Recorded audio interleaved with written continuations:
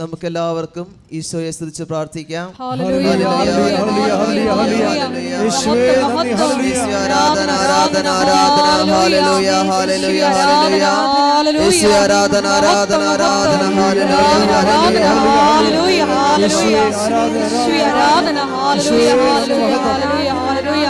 മഹത്വം മഹത്വം ആരാധന ആരാധന ഹല്ലേലൂയ ഹല്ലേലൂയ ഹല്ലേലൂയ. എഴുന്നേറ്റ് നിന്നുകൊണ്ട് കൈകളടിച്ചുകൊണ്ട് പാടാം.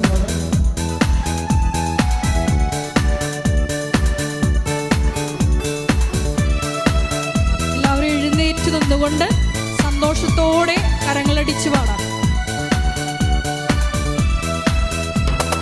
ആരാധിക്കുമ്പോൾ വിടുതൽ, ആരാധിക്കുമ്പോൾ സൗഖ്യം, ആരാധിക്കുമ്പോൾ വിടുതൽ, ആരാധിക്കുമ്പോൾ സൗഖ്യം.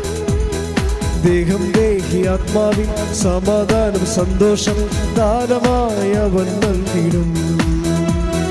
ദേഹത്തിന്റെ ആത്മാവിൽ സമാധാനം സന്തോഷം ദാനമായി അവൻ നൽകിടും. കൈകൾ ഉയർത്തി പ്രാർത്ഥിക്കാം. ആത്മാവിൽ ആരാധിക്കാം കർത്താവേ, നല്ലവൻ അവൻ വല്ലവൻ. പ്രാർത്ഥിക്കാം. ആത്മാവിൽ ആരാധിക്കാം കർത്താവേ, നല്ലവൻ അവൻ വല്ലവൻ.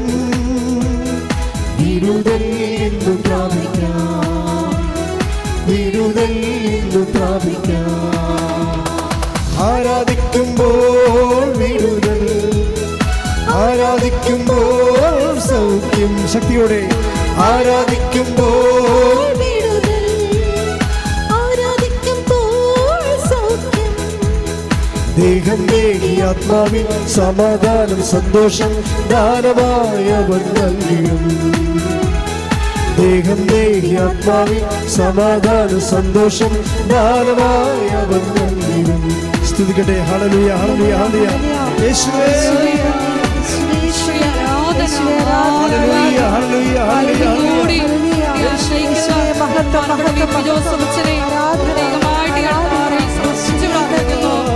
ജീവിതത്തെ വിശദീകരിക്കാനും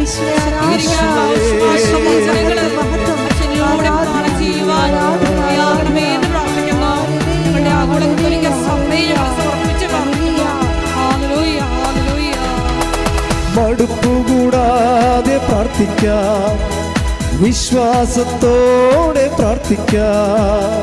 മടുപ്പുകൂടാതെ വിശ്വാസത്തോടെ പ്രാർത്ഥിക്കാം. നീതിമാന്റെ പ്രാർത്ഥന ശ്രദ്ധയുള്ള പ്രാർത്ഥന ഫലിക്കും രോഗിക്കു സൗഖ്യമാ. നീതിമാന്റെ പ്രാർത്ഥന ശ്രദ്ധയുള്ള പ്രാർത്ഥന ഫലിക്കും രോഗിക്കു സൗഖ്യമാ. പ്രാർത്ഥിക്കാം. ആത്മാവിൽ ആരാധിക്കാം കർത്താവേ, നല്ലവൻ അവൻ വല്ലവൻ. കൈകൾ ഉയർത്തിയടിച്ചുകൊണ്ട് പ്രാർത്ഥിക്കാം. ആത്മാവിൽ ആരാധിക്കാം കർത്താവേ, നല്ലവൻ അവൻ വല്ലവൻ. വിടുതൽ എന്ന് പ്രാപിക്കാം, വിടുതൽ എന്ന് പ്രാപിക്കാം. ഹല്ലേലൂയ ഹല്ലേലൂയ ഹല്ലേലൂയ ഹല്ലേലൂയ. യേശുവേ ആരാധന ആരാധന ആരാധന.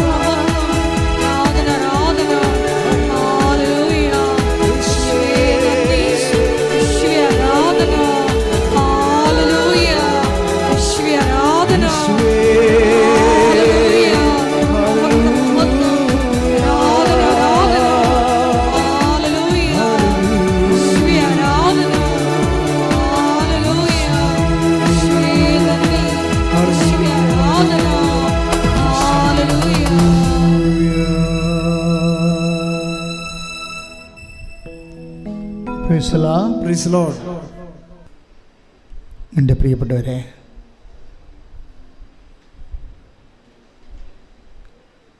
വിശ്വാസമെന്നത്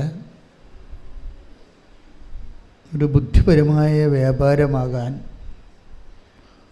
എൻ്റെ സ്വാഭാവിക അവസ്ഥ അതാണ്. ഒരു ബുദ്ധിപരമായ വിനിമയമാണ് വിശ്വാസം.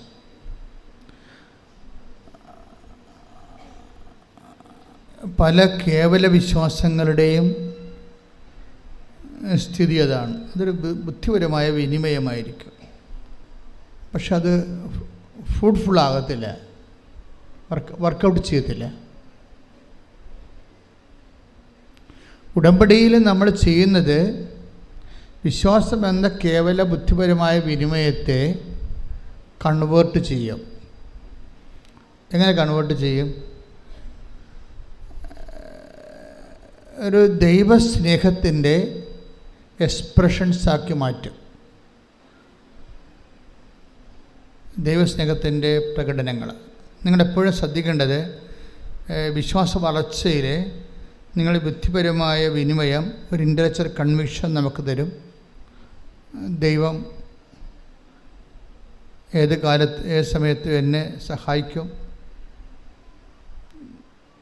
ഞാൻ ദൈവത്തിനെ ആശ്രയിക്കുന്നുണ്ട്, ഇല്ലെങ്കിൽ അതിനേക്കാൾ താഴ്ന്ന് ഞങ്ങളുടെ നാട്ടിലും മാതാവില്ലേ, അങ്ങനെ കുറേ സാക്ഷ്യങ്ങൾ വരുന്നുണ്ട്. ഞങ്ങളുടെ നാട്ടിലും മാതാവുണ്ടല്ലോ, പിന്നെ എന്തിനാണ് കെട്ടിയെടുത്ത് ആലപ്പുഴ പോണത് എന്നങ്ങൾ ചെയ്യുന്നു.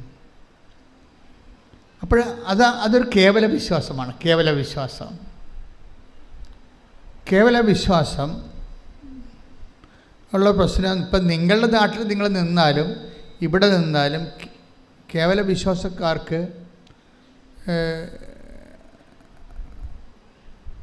അത് ആക്ടിവേറ്റ് ആകത്തില്ല വിശ്വാസം. നമ്മൾ റീചാർജ് ചെയ്യാം, പക്ഷേ ആക്ടിവേറ്റ് ആകുന്നത് വേറെ ഒരു ഫങ്ഷനാണ് അല്ലേ. മൊബൈലിൽ നമുക്ക് റീചാർജ് ചെയ്യാൻ പറ്റും, പക്ഷേ ആക്ടിവേറ്റ് ആകുന്നത് വേറെ ഒരു ഫങ്ഷനാണ്. അതുപോലെ വി ക്യാൻ ഹാവ് ഫെയ്ത്ത്, പക്ഷേ ആ ഫെയ്ത്ത് ഒരു സാക്ഷ്യത്തിലേക്ക് പ്രവേശിക്കുന്നത് അതിൻ്റെ കണ്ടൻറ്റ് ബേസ് വേറെയാണ്. അതിൻ്റെ അകത്ത് സ്നേഹത്തിൻ്റെ എലമെൻറ്റ്സ് വേണം.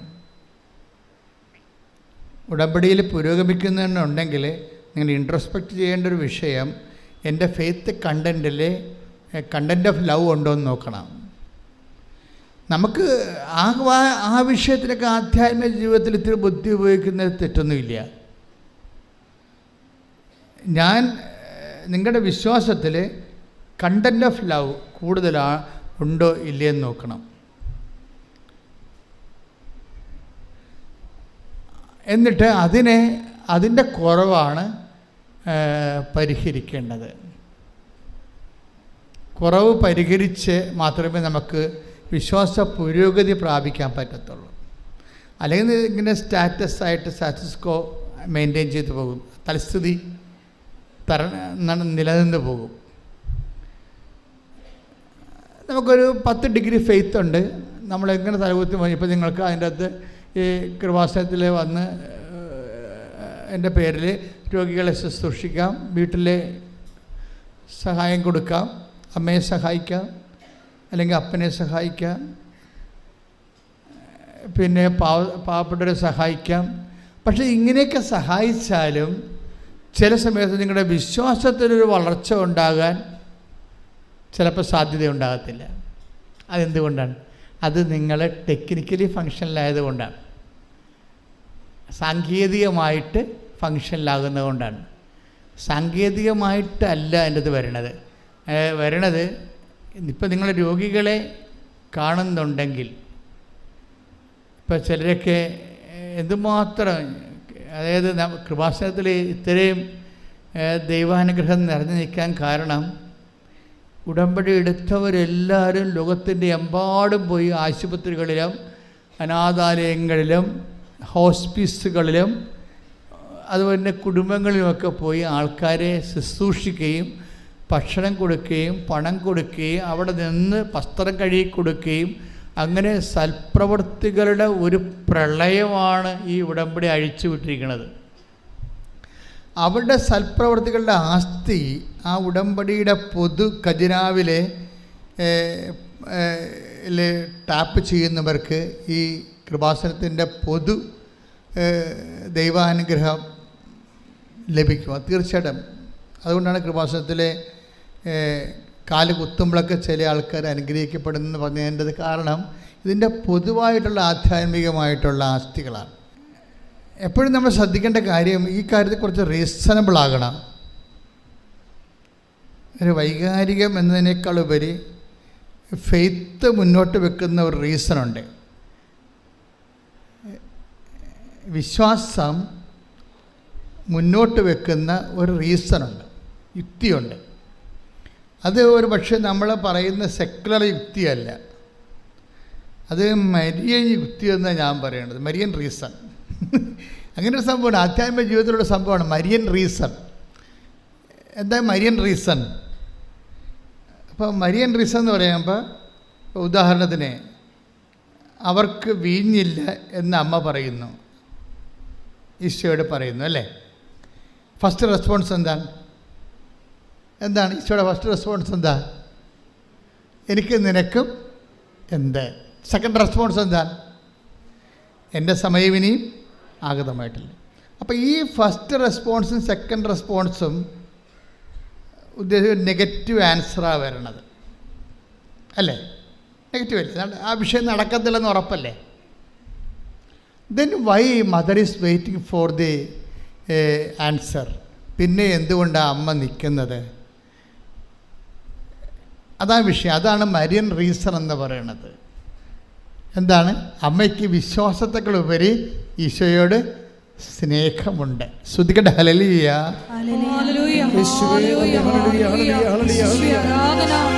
ജീവിതത്തിന്റെ പ്രതിസന്ധി ഘട്ടങ്ങളിൽ കിട്ടാത്ത യേശുവിന്റെ അമ്മ, നന്മ നിറഞ്ഞോരമ്മ, ഭൂലോകത്തിനമ്മ, ദൈവം തന്നോരമ്മ. യേശുവിന്റെ അമ്മ, നന്മ നിറഞ്ഞോരമ്മ, ഭൂലോകത്തിനമ്മ. ഇത്രയും നേരം ഈശോ പറഞ്ഞതിൽ നിന്ന് എന്ത് മനസ്സിലായി? നമുക്ക് വിശ്വാസമുണ്ടാകാം, അത് കേവല വിശ്വാസമാണ്. ആ കേവല വിശ്വാസം ചില സമയത്ത് സാങ്കേതികമായിട്ട് പറഞ്ഞാൽ ഫങ്ഷനിലല്ലാതെ വരും. അപ്പം കേവല വിശ്വാസത്തിൻ്റെ കൂടെ എന്തുകൂടി ഉണ്ടാകണം? ഇപ്പം അമ്മ, അതായത് മരിയൻ റീസൺ എന്ന് പറയാം. എന്താ? ഇപ്പം എനിക്കും നിനക്കും എന്ത് എന്ന് അമ്മ ചോദിച്ചില്ലേ? It is nothing to with us, it is not our business. അപ്പോൾ ഈശോ അത് ഡിസോൺ ചെയ്ത് കളഞ്ഞേ അല്ലേ? അത് ആ വിഷയം ഇറ്റ് ഈസ് നോട്ട് അവേഴ്സ്, ആ വിഷയം നമ്മുടേതല്ല എന്നും പറഞ്ഞുകൊണ്ട് ഈശോ തള്ളിക്കളഞ്ഞ സംഭവമാണ്. രണ്ടാമത് എന്താണ്? അത് ഒന്ന് മാനുഷികം. ഈശോ പറഞ്ഞ രണ്ട് കാര്യങ്ങൾ, ഒന്ന് ദൈവികമായ ഇമ്പിഡിമെൻസ് ഉണ്ട്, മാനുഷികമായ ഇമ്പിഡിമെൻസും ഉണ്ട്, തടസ്സങ്ങളുണ്ട്. ഇപ്പം മാനുഷികമായ എന്താണ്? അതിൽ എനിക്കും നിനക്കൊന്നും ചെയ്യാനില്ല, അവരോട് വായ്പ വാങ്ങിക്കാൻ പറഞ്ഞാൽ മതി, അല്ലെങ്കിൽ അവരുടെ ബിസിനസ് കച്ചവടക്കാരൊക്കെ പോയി വിലക്ക് വാങ്ങിക്കാൻ പറഞ്ഞാൽ മതി. നത്തിങ് ടു വിത്ത് അസ്, ഈ വിഷയത്തിൽ നമുക്ക് റോളില്ല എന്ന് പറയും. അത് first reason over. Second reason എന്താണ്? സെക്കൻഡ് റീസൺ ദൈവികമാണ്. എന്താണത്? എൻ്റെ സമയം ഇനി സമ്മതമായിട്ട്. അപ്പോൾ നമ്മൾക്ക് ദൈവത്തിന് ഉത്തരം തരണമെങ്കിൽ ചില സമയത്ത് രണ്ട് തടസ്സങ്ങൾ വരാൻ സാധ്യത ഉണ്ടാകും. മാനുഷികമായിട്ട് അത് നമുക്ക് ചിലപ്പോൾ പ്രയോജനപ്പെടത്തില്ല എന്ന് വരാം. ചിലപ്പോൾ ദൈവികമായിട്ടും അത് നമുക്ക് തരാനുള്ള തടസ്സങ്ങളുണ്ടാകാം. ചിലപ്പോൾ നമ്മുടെ കുറവായിരിക്കും അത്. ദൈവികമായിട്ടൊരു അനുഗ്രഹം കിട്ടുന്നതിനുള്ള മെറിറ്റ് ചിലപ്പോൾ നമുക്ക് ഉണ്ടാകത്തില്ല. അതാണ് നമ്മുടെ കുറവായിട്ട് വരാൻ സാധ്യത. അപ്പോൾ ഈ രണ്ട് പ്രശ്നങ്ങളുണ്ട്. ഇതെല്ലാം ഇപ്പം നിങ്ങൾ ഉടമ്പടി വച്ചിരിക്കുന്ന എല്ലാ വിഷയങ്ങൾക്കും ഇത് രണ്ടും ബാധകമാണ്. ചിലപ്പോൾ അത് മാനുഷികമായ തടസ്സം ഉണ്ടാകും, ചിലപ്പോൾ ദൈവികമായ തടസ്സമുണ്ടാകും. എന്നിട്ട് നമ്മൾ ഈ മാനുഷികമായ തടസ്സമുള്ള വിഷയം, ഇപ്പം നിങ്ങളുടെ ജപ്തി നടപടി, അല്ലെങ്കിൽ നിങ്ങളുടെ കല്യാണം വെക്കണില്ല, അല്ലെങ്കിൽ നിങ്ങളുടെ മക്കളെ നിങ്ങൾക്ക് കിട്ടണില്ല, ജോലി കിട്ടണില്ല, ജോലി സ്ഥലത്തെ പ്രശ്നം, നിങ്ങൾക്ക് PR ആകുന്നില്ല, പെൻഷൻ കിട്ടിയിട്ട് അംഗീകരിച്ചിട്ട് നിങ്ങൾക്ക് കിട്ടണില്ല, ഇങ്ങനെ എന്തെല്ലാം പ്രശ്നമാണ്, ഇല്ലായ്മയെല്ലാം ഉള്ളത്. അതല്ല, ഈ പ്രശ്നങ്ങളെല്ലാം എന്തിൻ്റെങ്കിലും ഒരു ആബ്സെൻസാണ്. പ്രശ്നങ്ങളെല്ലാം എന്തിൻ്റെ ആബ്സെൻസ് ആകും? പ്രശ്നങ്ങളെല്ലാം നമുക്കുണ്ടാകുന്ന പ്രശ്നങ്ങൾ, ജപ്തി ആയാലും എന്ത് സംഭവമായാലും എല്ലാ പ്രശ്നങ്ങളും എന്തിൻ്റെങ്കിലും ഒരു ആബ്സെൻസാണ്, എന്തെങ്കിലും ഒരു പോരായ്മയാണ്. ഇപ്പോൾ രോഗമാണെന്ന് ആരോഗ്യത്തിൻ്റെ പോരായ്മ, ഇല്ലായ്മയാണല്ലോ. ഇതിനെ എല്ലാത്തിനും ഇങ്ങനെ പ്രശ്നങ്ങളെല്ലാം ഇല്ലായ്മ എന്നുള്ള രീതിയിലാണ് ബൈബിൾ അപ്രോച്ച് ചെയ്യണത്. ദാറ്റ് മീൻസ് ബൈബിൾ ഇല്ല എന്ന് പറഞ്ഞാൽ എൻ്റെ അർത്ഥം മെരിറ്റ് ഇല്ലെന്ന് എൻ്റെ അർത്ഥം. ബൈബിളിൻ്റെ രീതിയാണല്ലോ പറയേണ്ടത്. ഒരില്ലായ്മ. ഇപ്പോൾ അമ്മ എന്താ പറയണത്? അവർക്ക് വീഞ്ഞ് ഇല്ല. അവിടെ പ്രശ്നത്തെ മുഴുവൻ അഭിമാന പ്രശ്നം ഉണ്ടായതിൻ്റെ അകത്ത് നാണം കെട്ടി അവിടെ നിന്ന് പിരിയത്തുള്ള ആ വിഷയം. പക്ഷെ അവർക്ക് ആ നാണം കെട്ടി പിരിയാൻ സാധ്യതയുള്ള വിഷയമാണത്. അപമാന പ്രശ്നമുണ്ടതിൻ്റെ അകത്ത്. നമ്മുടെ എല്ലാ വിജയമയുടെ മുമ്പിൽ നമ്മൾ ടെൻഷൻ അടിക്കണ എന്താ കാര്യം? നമ്മൾ ടെൻഷൻ അടിക്കാൻ കാര്യം അതൊരു അപമാനമായിട്ട് മാറുമോ ഇല്ലയെന്ന് നമുക്ക് ബുദ്ധിമുട്ടുള്ളത് കൊണ്ടാണ് നമ്മളത് വിഷയമാക്കുന്നത്. ഇങ്ങനെയുള്ള എല്ലാ വിഷയവും മൂടി വെച്ചുകൊണ്ട് അതിനെ അഡ്രസ്സ് ചെയ്യണത് സിംഗിൾ വാക്കിലാണ്. They have no wine. അവർക്ക് വീഞ്ഞ് ഇല്ല. അതിൻ്റെ ഉത്തരം വളരെ വ്യക്തമാണ്. അതിന് 2 ഇമ്പഡിമെൻറ്റ്സ് ഉണ്ട്, 2 തടസ്സങ്ങളുണ്ട്. ഒന്ന്, മാനുഷികമായി അത് വലിയ കാര്യം അല്ല. അതാണ് എനിക്ക് നിനക്ക് അവർക്ക് പർച്ചേസ് ചെയ്യാവുന്ന വിഷയമേ ഉള്ളൂ. അല്ലെങ്കിൽ അവർക്ക് ലെൻറ്റിന് അവർക്ക് ഹയർ ചെയ്യാം, അത്രേ ഉള്ളൂ. നമ്മളതിൻ്റെ അകത്ത് ഇൻവോൾവ് ചെയ്യേണ്ട കാര്യമില്ല. It is none of our business എന്ന രീതിയിലാണ് അതിൻ്റെ ഫസ്റ്റ് ആൻസർ വരണത്. സെക്കൻഡ് ആൻസർ എന്താ വരണത്? സെക്കൻഡ് ആൻസർ പറയണത് എൻ്റെ സമയം ഇനി സമാഗതമായി ദൈവികമായ തടസ്സങ്ങളാണ്ട് വേണം. ദൈവികമായി നീ അത് നിനക്ക് സ്വീകരിക്കാനുള്ള സമയമായിട്ടില്ല. ഈ അനുഗ്രഹം ഭൗതികമാണ്, പക്ഷേ ദൈവികമായിട്ട് നിനക്കത് സ്വീകരിക്കാനുള്ള സമയമായിട്ടില്ല. അപ്പോൾ ഇങ്ങനെ 2 ഇമ്പഡിമെൻറ്റ്സ് വന്ന സ്വാഭാവികമായിട്ട് എന്താ പറയേണ്ടത്? ആ ഒരു പ്രെയറിനോട് ഗുഡ് ബൈ പറഞ്ഞ് ബുദ്ധിയും ബോധമുള്ളവർ പോകും. പക്ഷേ എന്തുകൊണ്ട് മറിയം എന്താ ചെയ്യണത്? മറിയം അതിനെ വെയിറ്റ് ചെയ്യാൻ, എന്നിട്ട് മറിയം അതിനെ പരിശുദ്ധാത്മാവിൻ്റെ നിറവിൽ ഒരു പുതിയ പോംവഴി കണ്ടുപിടിക്കുകയാണ്. എന്താണ് അത്? കവനൻ്റൽ ഫോർമുലയാണ് അവിടെ ഉപയോഗിക്കുന്നത്. നമുക്കിത് ഇപ്പോൾ ഈ കാലങ്ങളിലല്ലേ മനസ്സിലായത്. നമ്മൾ വെള്ളം കോരാൻ പറഞ്ഞപ്പോൾ വെള്ളം കോരി, വിറക് കൊട്ടാൻ പറഞ്ഞാൽ വിറക് കെട്ടി എന്നൊക്കെ പറഞ്ഞാൽ നമ്മൾ വായിച്ചുകൊണ്ടും പ്രസംഗിച്ചുകൊണ്ടും പോയത്. ഇപ്പോഴല്ലേ നമ്മൾ മനസ്സിലാക്കണത് ഈ നടക്കാത്ത കാര്യം നടക്കാൻ കവനൻ്റ് ഫോർമുലയാണ് ഉപയോഗിക്കേണ്ടതെന്ന് മനസ്സിലായി. ഇത് പുതിയത് മറിയത്തിൻ്റെ ഫോർമുല അല്ല. ഏജ് ഓൾഡായിട്ട് ബൈബിള് ദൈവത്തിനെ മനുഷ്യൻ്റെ ജീവിതത്തിലേക്ക് ഇറക്കിക്കൊണ്ട് വരുന്നതിന് വേണ്ടി ഉപയോഗിക്കുന്നതാണ് ബൈലാറ്ററൽ എഗ്രിമെൻ്റ് മെത്തേഡ്. ഈ ബൈലാറ്ററൽ എഗ്രിമെൻ്റ് മെത്തേഡിലൂടെ എന്താണ് ശരിക്കും പറഞ്ഞത്? ഇത് ആക്ടിവേറ്റ് ചെയ്യണമെങ്കിൽ എന്ത് വേണം? You must have A certain amount of level of love. നമുക്കറിയാം. അതാണ് ഞാൻ പറഞ്ഞത്, നിങ്ങളുടെ സൽപ്രവൃത്തികൾ ഇനി ഫുൾ കണ്ടു. അതാർക്കും ചെയ്യാം. സൽപ്രവൃത്തികൾ ചെയ്യണമെന്നുണ്ടെങ്കിൽ നമ്മൾക്ക് എപ്പോഴും വരേണ്ട ഒരു വിഷയം, നമ്മൾ ഗുഡ് വർക്ക്സ് എന്നാണ് പറയണത് സൽപ്രവൃത്തിയെ. പക്ഷേ ബൈബിൾ ശരിക്കും ദൈവത്തിൻ്റെ മൈൻഡ് ആണ് നമ്മൾ തർജ്ജമ ചെയ്യണമെന്നുണ്ടെങ്കിൽ ഈ സൽപ്രവൃത്തികൾ ഗുഡ് വർക്കുകൾ അല്ല. ശരിക്കും പറഞ്ഞാൽ ദാറ്റ് ഈസ് ഗ്രേസ്ഫുൾ വർക്കാണ്, ഗ്രേസ് ഗിവിങ് വർക്ക്സിനാണ് ഈ പറയുന്ന ബൈബിൾ എപ്പോഴും സൽപ്രവൃത്തികളുടെ ഇവിടെ കുറഞ്ഞിട്ടാണോ ക്രിസ്തു ആഗതനാകേണ്ടി വരണത്? ക്രിസ്തുവിന് മുമ്പ് എത്രയോ സൽപ്രവൃത്തികൾ ചെയ്ത മനുഷ്യർ ഈ ഭൂമിയിലുണ്ട്. സോക്രട്ടീസൊക്കെ നല്ല മനുഷ്യരല്ലായിരുന്നോ? എന്താ അവർക്ക് കുഴപ്പം? പക്ഷെ അവിടുത്തെ പ്രോബ്ലം, ബൈബിൾ അങ്ങനെ ഒരു സൽപ്രവൃത്തികൾ വർദ്ധിപ്പിക്കാൻ വേണ്ടിയല്ലോ ഈ ഭൂമിയിൽ ക്രിസ്തു ആഗതനായത്. പിന്നെ എന്താണ്? കൃപാവര പ്രവർത്തനങ്ങളാണ്. ഈ സൽപ്രവൃത്തിയും കൃപാവര പ്രവർത്തിയും തമ്മിൽ ഇപ്പം ഒത്തിരി വ്യത്യാസമുണ്ട്. നിങ്ങൾ ഉടമ്പടിയിൽ നിങ്ങൾ ചെയ്യേണ്ടത് ഗ്രേസ് ഗീവിങ് വർക്ക്സാണ് ചെയ്യേണ്ടത്. കൃപാവര പ്രവർത്തനങ്ങൾ, കൃപ നമുക്ക് ലഭിക്കാൻ ആവശ്യമായ വർത്തനങ്ങൾ, അതെന്താ ചെയ്യണം? കൃപ വർദ്ധിപ്പിക്കണമെങ്കിൽ എന്ത് ചെയ്യണം? കൃപ എല്ലാം യേശുക്രിസ്തുവിൻ്റെ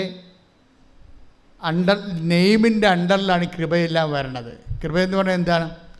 അതുകൊണ്ടാണ് ബൈബിൾ പറയണത് കൃപയും സത്യവും. The word of God. ശ്രദ്ധിക്കട്ടെ. ഹല്ലേലൂയ ഹല്ലേലൂയ ഹല്ലേലൂയ ഹല്ലേലൂയ ഹല്ലേലൂയ. യേശുവേ നന്ദി. ഹല്ലേലൂയ ഹല്ലേലൂയ ഹല്ലേലൂയ. യോഹന്നാൻ 1:17. എന്തുകൊണ്ടെന്നാൽ നിയമം മോശ വഴി നൽകപ്പെട്ടു, കൃപയും സത്യവുമാകട്ടെ യേശുക്രിസ്തു വഴി ഉണ്ടായി. ഇതിനകത്ത് ഒരു പ്രശ്നങ്ങൾ വരണമെന്ന് വെച്ച് കഴിഞ്ഞാൽ ഈ ഡിഗ്രീസ് ഓഫ് പെർഫെക്ഷനിൽ മോശയുടെ വചനവും ജീസസിൻ്റെ വചനവും തമ്മിലുള്ള ഒരു വ്യത്യാസം അതാണ്. മോസസിൻ്റെ വചനത്തിന് സാങ്കേതികമായ ദൈവത്തിൻ്റെ മനസ്സനുസരിച്ചുള്ള നിയമപരമായിട്ടുള്ള കാഴ്ചപ്പാടുകളാണ് കൈകാര്യം ചെയ്യണത്. കർത്താവിൻ്റെ വചനത്തിൽ അതല്ല. എന്താണ്? കൃപയും സത്യവുമാണ്. കൃപയും സത്യവും ആര് വഴി ഉണ്ടായി? ക്രിസ്തു വഴി ഉണ്ടായി. അപ്പോൾ അതെങ്ങനെയാണ് ഉണ്ടായതെന്ന് നമ്മൾ അറിയണം. ക്രിസ്തു വഴി ഉണ്ടായത്. ഉടമ്പടി ടാർഗറ്റ് ചെയ്യണത് സൽപ്രവൃത്തികളല്ല. നിങ്ങൾ കുറേ ആൾക്കാർ ചെയ്യണത് വെറും സൽപ്രവൃത്തികളാണ്. വെറും സൽപ്രവൃത്തികളെന്ന് വെച്ച് കഴിഞ്ഞാൽ ഇവിടുന്ന് കുറേ കാര്യങ്ങൾ പറഞ്ഞിട്ടുണ്ട്, അതനുസരിച്ച് കൊണ്ട് രോഗികളെ കാണുന്നു. കഴിഞ്ഞ ദിവസം ഞാൻ ഒരു സാക്ഷ്യം പറഞ്ഞത്, ഞാൻ ഓൾഡ് ഏജിൽ ഹോമിൽ പോയി ഒരു ദിവസം മുഴുവൻ നിന്ന് അവിടുത്തെ ഉടുപ്പെല്ലാം അലക്കി കൊടുത്തെന്നാണ്. പിന്നെ വേറൊരു ചേച്ചി സാക്ഷ്യം പറഞ്ഞത്, ഞാൻ ഓൾഡ് ഏജ് ഹോമിൽ പോയി നഖം വെട്ടി കൊടുത്തെന്ന് പറഞ്ഞു. It's okay, you are doing all this kind of things. ഇതെല്ലാം നാളെ സന്തോഷത്തിൽ ഇങ്ങനെ ചെയ്യുന്നുണ്ട്, സന്തോഷമുണ്ട്, നന്ദിയുണ്ട്. പക്ഷേ ഇതെല്ലാം സൽപ്രവൃത്തികളാണ്. ഈ സൽപ്രവൃത്തികളിൽ നിന്ന് നമുക്ക് കൃപ ഡ്രോൺ ചെയ്യണമെന്നുണ്ടെങ്കിൽ നിങ്ങൾക്ക് വേറെ ഒരു കാര്യം കൂടി വേണം. എന്താ വേണ്ടത്? കൃപ. സൽപ്രവൃത്തികളിത് ഈ നിങ്ങൾ ചെയ്ത കാര്യങ്ങളെ ക്രിസ്തുവിനെ മാറ്റി നിർത്തിയും ചെയ്യാൻ പറ്റും. ലോകത്ത് എന്തുമാത്രം ആൾക്കാർ ചെയ്യുന്നുണ്ട് ഇല്ലേ?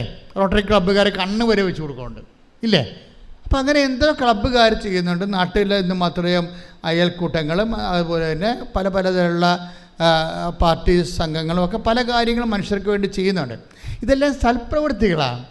പക്ഷേ ഒരു ക്രൈസ്റ്റ് സെൻട്രിക് ആയിട്ടുള്ള ഒരു ആധ്യാത്മികത ചര്യം അനുവർത്തിക്കുന്നവരെ കേവലം സൽപ്രവൃത്തികളല്ല നമ്മൾ ലക്ഷ്യം വെക്കുന്നത്, കൃപാവര പ്രവൃത്തികളാണ്.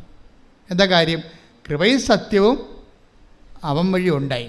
അപ്പം കൃപാവര സത്യങ്ങൾ, കൃപാവര പ്രവൃത്തികൾ ചെയ്യാൻ, ഇപ്പം സൽപ്രവൃത്തികളും കൃപാവര പ്രവൃത്തികളും നമ്മൾ വ്യത്യാസം എന്താ? സൽപ്രവൃത്തികൾ മനുഷ്യൻ്റെ പേരിലാണ് ചെയ്യണത്.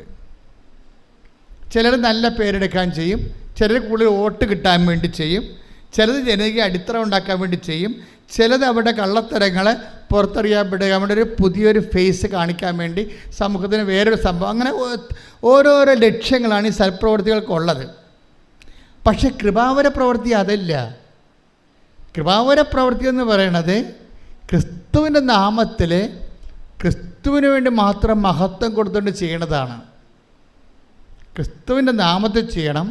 അതിൻ്റെ 10% ഗ്ലോറി ക്രിസ്തുവിന് മാത്രമാണ്. അതുകൊണ്ടാണ് ബൈബിൾ പറയണത് വലത് കൈ ചെയ്യണത് ഇടത് കൈ അറിയരുത്. മനുഷ്യൻ അറിയരുതെന്നായി പറയണത്. മനുഷ്യന്മാർ അറിയരുതെന്നാണ് പറയണത്. പക്ഷേ മനുഷ്യന്മാർ അറിയുന്ന വെച്ചാൽ എല്ലാ കാര്യവും പാത്തും പതുങ്ങിയും ചെയ്യണമെന്നല്ല. മനുഷ്യനെ അറിഞ്ഞില്ലെങ്കിലും അറിയിക്കാൻ വേണ്ടി നിങ്ങളെ പ്രത്യേകിച്ച് മസിൽ പിടിക്കരുതെന്നതിൻ്റെ അർത്ഥം. ശ്രദ്ധിക്കട്ടെ. ഹല്ലേലൂയ. ചെയ്ത് നിന്റെ മഹത്വത്തിൽ പങ്കുകാരാകുവാൻ ഈ ആരാധനയിലൂടെ ഞങ്ങളെ അഭിഷേകം ചെയ്യണമേ.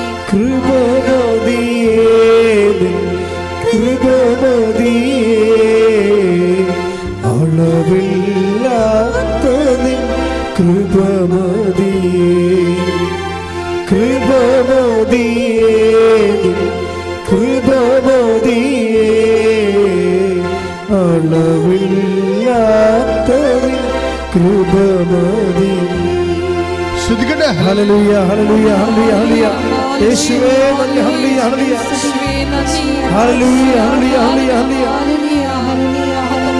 രാജരാജ, രാജാധിരാജ, പാടി പുകഴ്ത്തിടുമേ, ദിനവും വാഴ്ത്തി പുകഴ്ത്തിടുമേ. രാജരാജ, രാജാധിരാജ, പാടി പുകഴ്ത്തിടുമേ, ദിനവും വാഴ്ത്തി പുകഴ്ത്തിടുമേ. കൃപമതിയേ, കൃപമതിയേ, അളവില്ലാത്തതിൽ കൃപമതിയേ. നമ്മുടെ കേവല വിശ്വാസത്തിൽ നിന്ന് സൽപ്രവൃത്തികളിലേക്കും പിന്നെ കൃപാവര പ്രവൃത്തികളിലേക്കും സഭ വെളിപാടുകളുടെ പൂർണ്ണതയിലേക്ക് പോകുന്നത് കാലങ്ങൾ കൊണ്ടാണ്, ഒറ്റയടിക്കല്ല. ആദ്യകാലങ്ങളിൽ സഭയ്ക്ക് തോന്നിയത് കേവല വിശ്വാസം മാത്രം മതി എന്നാണ് തോന്നിയത്. ക്രിസ്തുവിലുള്ള കേവല വിശ്വാസം മാത്രം മതി. ഒരു മനുഷ്യന് അവന് റൈച്ചസ് ആകാൻ പറ്റും, നീതീകരിക്കപ്പെടാൻ പറ്റും. ഇപ്പം റോമ 3:28 എടുത്ത് സ്തുതിക്കട്ടെ. ഹല്ലേലൂയ ഹല്ലേലൂയ ഹല്ലേലൂയ ഹല്ലേലൂയ ഹല്ലേലൂയ. യേശുവേ നന്ദി, യേശുവേ സ്തുതി. ഹല്ലേലൂയ. റോമ 3:28 എന്തെന്നാൽ നിയമാനുഷ്ഠാനം കൂടാതെ തന്നെ വിശ്വാസത്താൽ മനുഷ്യൻ നീതീകരിക്കപ്പെടുന്നു എന്ന് നാം അനുമാനിക്കുന്നു. അപ്പം ആദ്യകാലങ്ങളിലുള്ള കൺസെപ്റ്റ് വിശ്വാസം, ക്രിസ്തു എനിക്ക് വേണ്ടി പീഡ അനുഭവിച്ചു, എൻ്റെ പാപത്തിന് പരിഹാരം ചെയ്തു ക്രിസ്തു. അതുകൊണ്ട് തന്നെ ആ ക്രിസ്തുവിൻ്റെ പരിഹാരത്തെ വിശ്വസിച്ച് കഴിഞ്ഞാൽ തീർച്ചയായിട്ടും എനിക്ക് നിത്യരക്ഷ ലഭിക്കുമെന്നുള്ള ഇതിന് ഇനീഷ്യൽ ജസ്റ്റിഫിക്കേഷൻ എന്നാണ് പറയുന്നത്. പ്രാഥമിക നീതീകരണം. ഇപ്പോൾ കത്തോലിക്ക സഭയെ സംബന്ധിച്ചിടത്തോളം 50,000-ഓളമാണ് ആതുര കേന്ദ്രങ്ങളുള്ളത്. ഇത് മാത്രമാണ്. അതായത് നമ്മൾ എന്തുമാത്രം ആതുര സേവന കേന്ദ്രങ്ങളാണ് സഭയ്ക്കുള്ളത്. ഒരു പക്ഷേ ലോകത്തെ ഏറ്റവും കൂടുതൽ ആതുര സേവന കേന്ദ്രങ്ങളുള്ള സഭയ്ക്കാണ്. അത് സഭ എന്താ ഫോളോ ചെയ്യണത്? വിശ്വാസം മാത്രം പോരാ, പിന്നെ എന്താണ്? പ്രവൃത്തി കൂടി വേണം. അത് പറയാൻ കാരണം എന്താണ്? അത് ഈ സെൻറ്റ് പോൾ തന്നെ പിന്നീട് തീത്തോസിലേക്ക് വരുമ്പോൾ തീത്തോസ് 3:8 എടുത്തേ. തീത്തോസ് 3:8 ഇപ്പറഞ്ഞത് സത്യമാണ്. ഈ പറഞ്ഞത് സത്യമാണ്. ദൈവത്തിൽ വിശ്വസിച്ചവർ സൽപ്രവൃത്തികൾ ചെയ്യുന്നതിൽ ജാഗരൂകരായിരിക്കാൻ വേണ്ടി ഇക്കാര്യങ്ങളിൽ നീ സമ്മർദ്ദം ചെലുത്തണം എന്ന് ഞാൻ ആഗ്രഹിക്കുന്നു. ഇവയെല്ലാം ശ്രേഷ്ഠവും മനുഷ്യർക്ക് പ്രയോജനകരവുമാണ്. അതിൻ്റെ പ്രശ്നത്തിൽ സൽപ്രവൃത്തികൾ ആദ്യം വിശ്വാസം മതി എന്ന് പറഞ്ഞ സെൻറ്റ് പോൾ തന്നെ കുറച്ച് കഴിയുമ്പോൾ മാറും. 10 കൊല്ലം കഴിയുമ്പോൾ മാറും. റോമാലേഖനം എഴുതി 56-ലാണ്, ടൈറ്റസ് എഴുതി 66-ലാണ്. 10 കൊല്ലത്തിന് ശേഷം കഴിയുമ്പോൾ അദ്ദേഹത്തിന് മനസ്സിലായി വിശ്വാസം മാത്രം പോരാ, പിന്നെന്താണ്? അപ്പോൾ നമ്മൾ ദൈവത്തിൻ്റെ കാര്യങ്ങൾ അറിയണത് ദൈവത്തിലിങ്ങനെ ജീവിക്കുന്ന അനുസരിച്ച് ക്രൊണോളജിക്കലായിട്ട് നമ്മൾ ജീവിച്ച് വരുമ്പോഴല്ലേ ദൈവം ഓരോരോ കാര്യം നമുക്ക് വെളിപ്പെടുത്തി വെളിപാടിൻ്റെ പൂർണ്ണതയിലേക്ക് നമ്മളെ കൊണ്ടുവരണേ. അങ്ങനെ വരാൻ കാരണം എന്താണെന്ന് വെച്ച് കഴിഞ്ഞാൽ ഇപ്പോൾ AD 56 വിശ്വാസം, ഒരാൾ നീതീകരിക്കപ്പെടുന്നത്, നിത്യരക്ഷ പ്രാപിക്കണത് അയാൾ വിശ്വാസം മൂലമാണെന്ന് മതി. പക്ഷേ അതിനിടയ്ക്ക് യാക്കോബ് ഒരു 5 കൊല്ലം കഴിഞ്ഞപ്പോൾ യാക്കോബ് പറഞ്ഞ് ഇത് നടക്കുമെന്ന് തോന്നുന്നില്ല. യാക്കോബ് ഒരു 60 ആയപ്പോൾ AD 56 റോമാലേഖനം എടുത്തിരുന്ന് 60 ആയപ്പോൾ യാക്കോബ് പറഞ്ഞ് അത് പ്രവൃത്തി വേണമെന്ന് പറഞ്ഞ്. അങ്ങനെയാണ് ഈ സൽപ്രവൃത്തി വരണത്. യാക്കോബിന്റെ ലേഖനം എടുത്ത് 2:24 മനുഷ്യൻ വിശ്വാസം കൊണ്ട് മാത്രമല്ല പ്രവൃത്തികളാലുമാണ് നീതീകരിക്കപ്പെടുന്നതെന്ന് നിങ്ങൾ അറിയുന്നു. 56 AD 54 കർത്താവ് മരിച്ച് 56 വർഷം കഴിഞ്ഞപ്പോഴാണ് കേവലമായിട്ട് പറയാം. 56 കർത്താവ് ജനിച്ച് ഒരു 56 വർഷം കഴിയുമ്പോൾ നമ്മൾ സെൻറ്റ് പോളിൻ്റെ ആദ്യത്തെ ലേഖനം പുറത്തു വരുന്നത് റോമ. അവിടെ പറയുന്നത് എന്താണ്? വിശ്വാസം മതി, നമ്മൾ ക്രിസ്തുവിലുള്ള വിശ്വാസം കൊണ്ട് നമ്മൾ നീതീകരിക്കപ്പെടും. അപ്പോസ്തലന്മാരുടെ ഇടയിൽ ചർച്ചയായി. പിന്നെ ജെറുസലേം സൂനദോസ് തുടങ്ങാൻ നേരത്ത് സൂനദോസിൻ്റെ ഇടയ്ക്ക് കൃത്യമായ ഐഡിയ കിട്ടാൻ വേണ്ടി യാക്കോബ്, കർത്താവിൻ്റെ സഹോദരൻ യാക്കോബ് പറഞ്ഞു വിശ്വാസം മാത്രം പോരാ, സിനഗോഗ് ശ്രദ്ധിക്കണം. ജെറുസലേം സൂനദോസ് നടന്നുകൊണ്ടിരിക്കണം ആദ്യത്തെ. അപ്പോൾ നിങ്ങൾ അവിടെയാണ് യാക്കോബ് അഡ്രസ്സ് ചെയ്യണത്. വിശ്വാസം മാത്രം പോരാ, മറിച്ച് എന്ത് വേണം? പ്രവൃത്തി വേണം. യാക്കോബിൻ്റെ ഈ ലേഖനമാണ് ലോകത്തെ മാറ്റിക്കളഞ്ഞത്. ലോകത്ത് ഇന്ന് കാണുന്ന ഈ സഭയുടെ എല്ലാവിധ ആതുര സേവനങ്ങളെയും അതുപോലെ തന്നെ അവകാശ പോരാട്ടങ്ങളെയും അതുപോലെ തന്നെ മനുഷ്യോചിതമായ എല്ലാ നടപടികളെയും ശുശ്രൂഷകളെയും എല്ലാം കുഞ്ഞുങ്ങളെ, ഇപ്പോൾ ഓട്ടിസം ബാധിച്ച കുഞ്ഞുങ്ങളെ, ജന്മന കിടപ്പിലായ കുഞ്ഞുങ്ങൾ, എന്തുമാത്രം കുഞ്ഞുങ്ങളെയാണ്, എന്തുമാത്രം സിസ്റ്റേഴ്സ് നോക്കണത് ലോകം മുഴുവനും. അതെല്ലാം കാര്യം ഈ യാക്കോബിൻ്റെ ലേഖനമാണ്. യാക്കോബിൻ്റെ ലേഖനം എന്ന് പറയുന്നത് വല്ലാത്തൊരു ലേഖനമായിപ്പോയി. അപ്പോൾ അത് സെൻറ്റ് പോൾ പറഞ്ഞതിന് ശേഷം സെൻറ്റ് പോൾ കർത്താവിനെ കണ്ടിട്ടില്ലല്ലേ, അതാണ് പ്രശ്നം. അതിനുശേഷം പക്ഷെ കർത്താവിൻ്റെ കൂടെ നടന്ന ആളാണ് യാക്കോബ്. യാക്കോബ് കർത്താവിന് മൈൻഡ് റീഡ് ചെയ്തേച്ച് പറഞ്ഞ് പ്രവൃത്തിയില്ലാതെ വിശ്വാസം നീതീകരിക്കപ്പെടത്തില്ല എന്ന് പറയും. ജസ്റ്റിഫൈ ആകത്തില്ല. നിത്യരക്ഷ പ്രാപിക്കണേ പ്രവൃത്തി വേണം. അതുകൊണ്ട് യാക്കോബ് 5 കൊല്ലം സെൻറ്റ് പോളിൻ്റെ ലേഖനം കഴിഞ്ഞ് 5 കൊല്ലം കഴിഞ്ഞപ്പോൾ 60 പറയും. അതൊന്നൊരു വായിച്ച് യാക്കോബ് 2:24 ശ്രുതികണ്ട ഹല്ലേലൂയ. വിശ്വാസം കൊണ്ട് മാത്രമല്ല, പറഞ്ഞേ, വിശ്വാസം കൊണ്ട് മാത്രമല്ല പ്രവൃത്തികളാലുമാണ് നീതീകരിക്കപ്പെടുന്നതെന്ന് നിങ്ങൾ അറിയുന്നു. അപ്പോൾ ജെറുസലേം സൂര്യദോസിൽ തീരുമാനം നിലപാട് കൃത്യമായി. അപ്പോൾ യാക്കോബ് പൗലോസ് അപ്പോസ്തലനും മനസ്സിലായി സഭയുടെ കറക്റ്റ് നിലപാട്. അപ്പോൾ പൗലോസ് അപ്പോസ്തലനും മനസ്സിലായി പ്രവൃത്തിയാണ് മൂലമാണ് വിശ്വാസം നീതീകരിക്കപ്പെടുന്നത്. അപ്പോൾ പിന്നീട് 5 കൊല്ലം കഴിഞ്ഞപ്പോഴാണ് ടൈറ്റസ് ലേഖനം എഴുതുന്നത്. 5 കൊല്ലം കഴിയുമ്പോൾ ടൈറ്റസ് ലേഖനം എഴുതുമ്പോൾ, തീത്തോസിൻ്റെ ലേഖനം എഴുതുമ്പോൾ സെൻറ്റ് പോൾ പറയും, എന്താ പറഞ്ഞിരിക്കുന്നത്? 3:8 ശ്രുതികട ഹല്ലേലൂയ.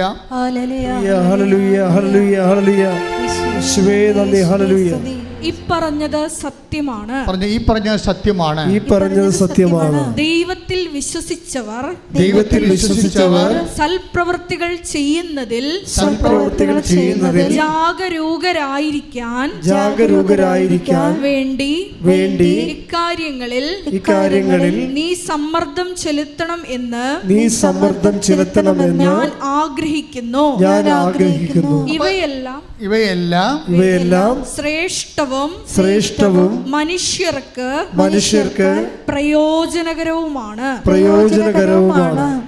നമ്മൾ എന്താണ് ഈ വിഷയം ഇത്രയും സീരിയസ് പഠിപ്പിക്കാൻ കാരണം ഉടമ്പടി എന്ന് പറയുന്നത് മുഴുവനും പ്രവൃത്തികളാണ്. പ്രാർത്ഥനയുടെ അംശം അതിൻ്റെ അകത്ത് 30% ഉള്ളു, ബാക്കിയെല്ലാം പ്രവൃത്തിയുടേതാണ്. അപ്പോൾ ഈ പ്രവൃത്തികൾ ചെയ്യുന്നവരെ 2 കാര്യം മനസ്സിലാക്കണം. ഒന്നാമത്തെ ഇത് വർക്കൗട്ട് ഫയർ ആകണമെന്നുണ്ടെങ്കിൽ പ്രവൃത്തികൾ ചെയ്യണം. പക്ഷേ this is not my point. എൻ്റെ പോയിൻ്റ് ഇതുമല്ല. ഞാൻ എന്താ നിങ്ങൾ പറഞ്ഞത്? ഈ സൽപ്രവൃത്തികൾ ഒരു ക്രിസ്തുഇതരമായിട്ട് ക്രിസ്തുവിനെ മാറ്റി നിർത്തിക്കൊണ്ട് we can do so many good works, അതൊന്നും കൗണ്ടഡ് ആകത്തില്ല. എന്താ കാര്യം? അത് ക്രിസ്തുവിൻ്റെ മഹത്വത്തെ പ്രഘോഷിക്കാത്ത, അവൻ്റെ നാമത്തെ മഹത്വപ്പെടുത്താത്ത പ്രവൃത്തികളെല്ലാം ശരിക്കും പറഞ്ഞാൽ അത് കൃപാവര പ്രവൃത്തികളല്ല. We are aiming for graceful works, കൃപാവര പ്രവൃത്തികൾ. നിങ്ങളത് വളരെ കൃത്യമായിട്ട് ചെയ്യണം. സൽപ്രവൃത്തിയും കൃപാവര പ്രവൃത്തിയും തമ്മിലുള്ള വ്യത്യാസം എന്ന് പറയുന്നത്, കൃപാവര പ്രവൃത്തി for the glorification of Christ name, കർത്താവിൻ്റെ നാമത്തിൻ്റെ മഹത്വത്തിനാണ് അത് കാഴ്ചവെക്കുന്നത്. അതുകൊണ്ടാണ് ഇൻറ്റൻഷൻ പ്രധാനപ്പെട്ടതായി വരുന്നത്. നമുക്ക് ഇൻറ്റൻഷൻ പ്രധാനപ്പെട്ട, ചെയ്ത പ്രവൃത്തി ചെയ്യല്ല പ്രശ്നം. നിങ്ങൾ അതാണ് ഈശോ ഒരു ഗ്ലാസ് പച്ചവെള്ളമാണ്. Take the word of God 10:42 ശ്രുതികട ഹല്ലേലൂയ.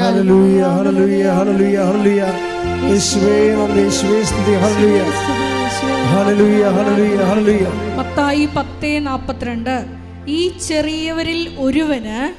ചെറിയവരിൽ ഒരുവന് ശിഷ്യന് എന്ന നിലയിൽ ഒരു പാത്രം വെള്ളമെങ്കിലും കൊടുക്കുന്നവന് പ്രതിഫലം ലഭിക്കാതിരിക്കുകയില്ലെന്ന് സത്യമായി ഞാൻ നിങ്ങളോട് പറയുന്നു. ഇവിടെ പ്രശ്നം എന്തുമാത്രം വലിയ കാര്യങ്ങൾ ചെയ്തു എന്നല്ല, ചെറിയ കാര്യങ്ങൾ പോലും ചെയ്താൽ അത് കൗണ്ടാകണത് അത് കൃപാവര പ്രവൃത്തി ആയതുകൊണ്ടാണ്. മനസ്സിലായോ? അത് ക്രിസ്തുവിൻ്റെ നാമത്തിൽ ചെയ്യുന്നത് കൊണ്ടാണ്. ശ്രുതികട മക്കളെ, ശ്രുതികട ഹല്ലേലൂയ.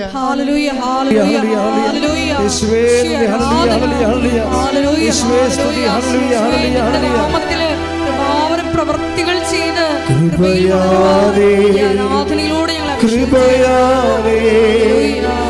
കൃപയാൽ അനുദിനവും കൃപയാലേ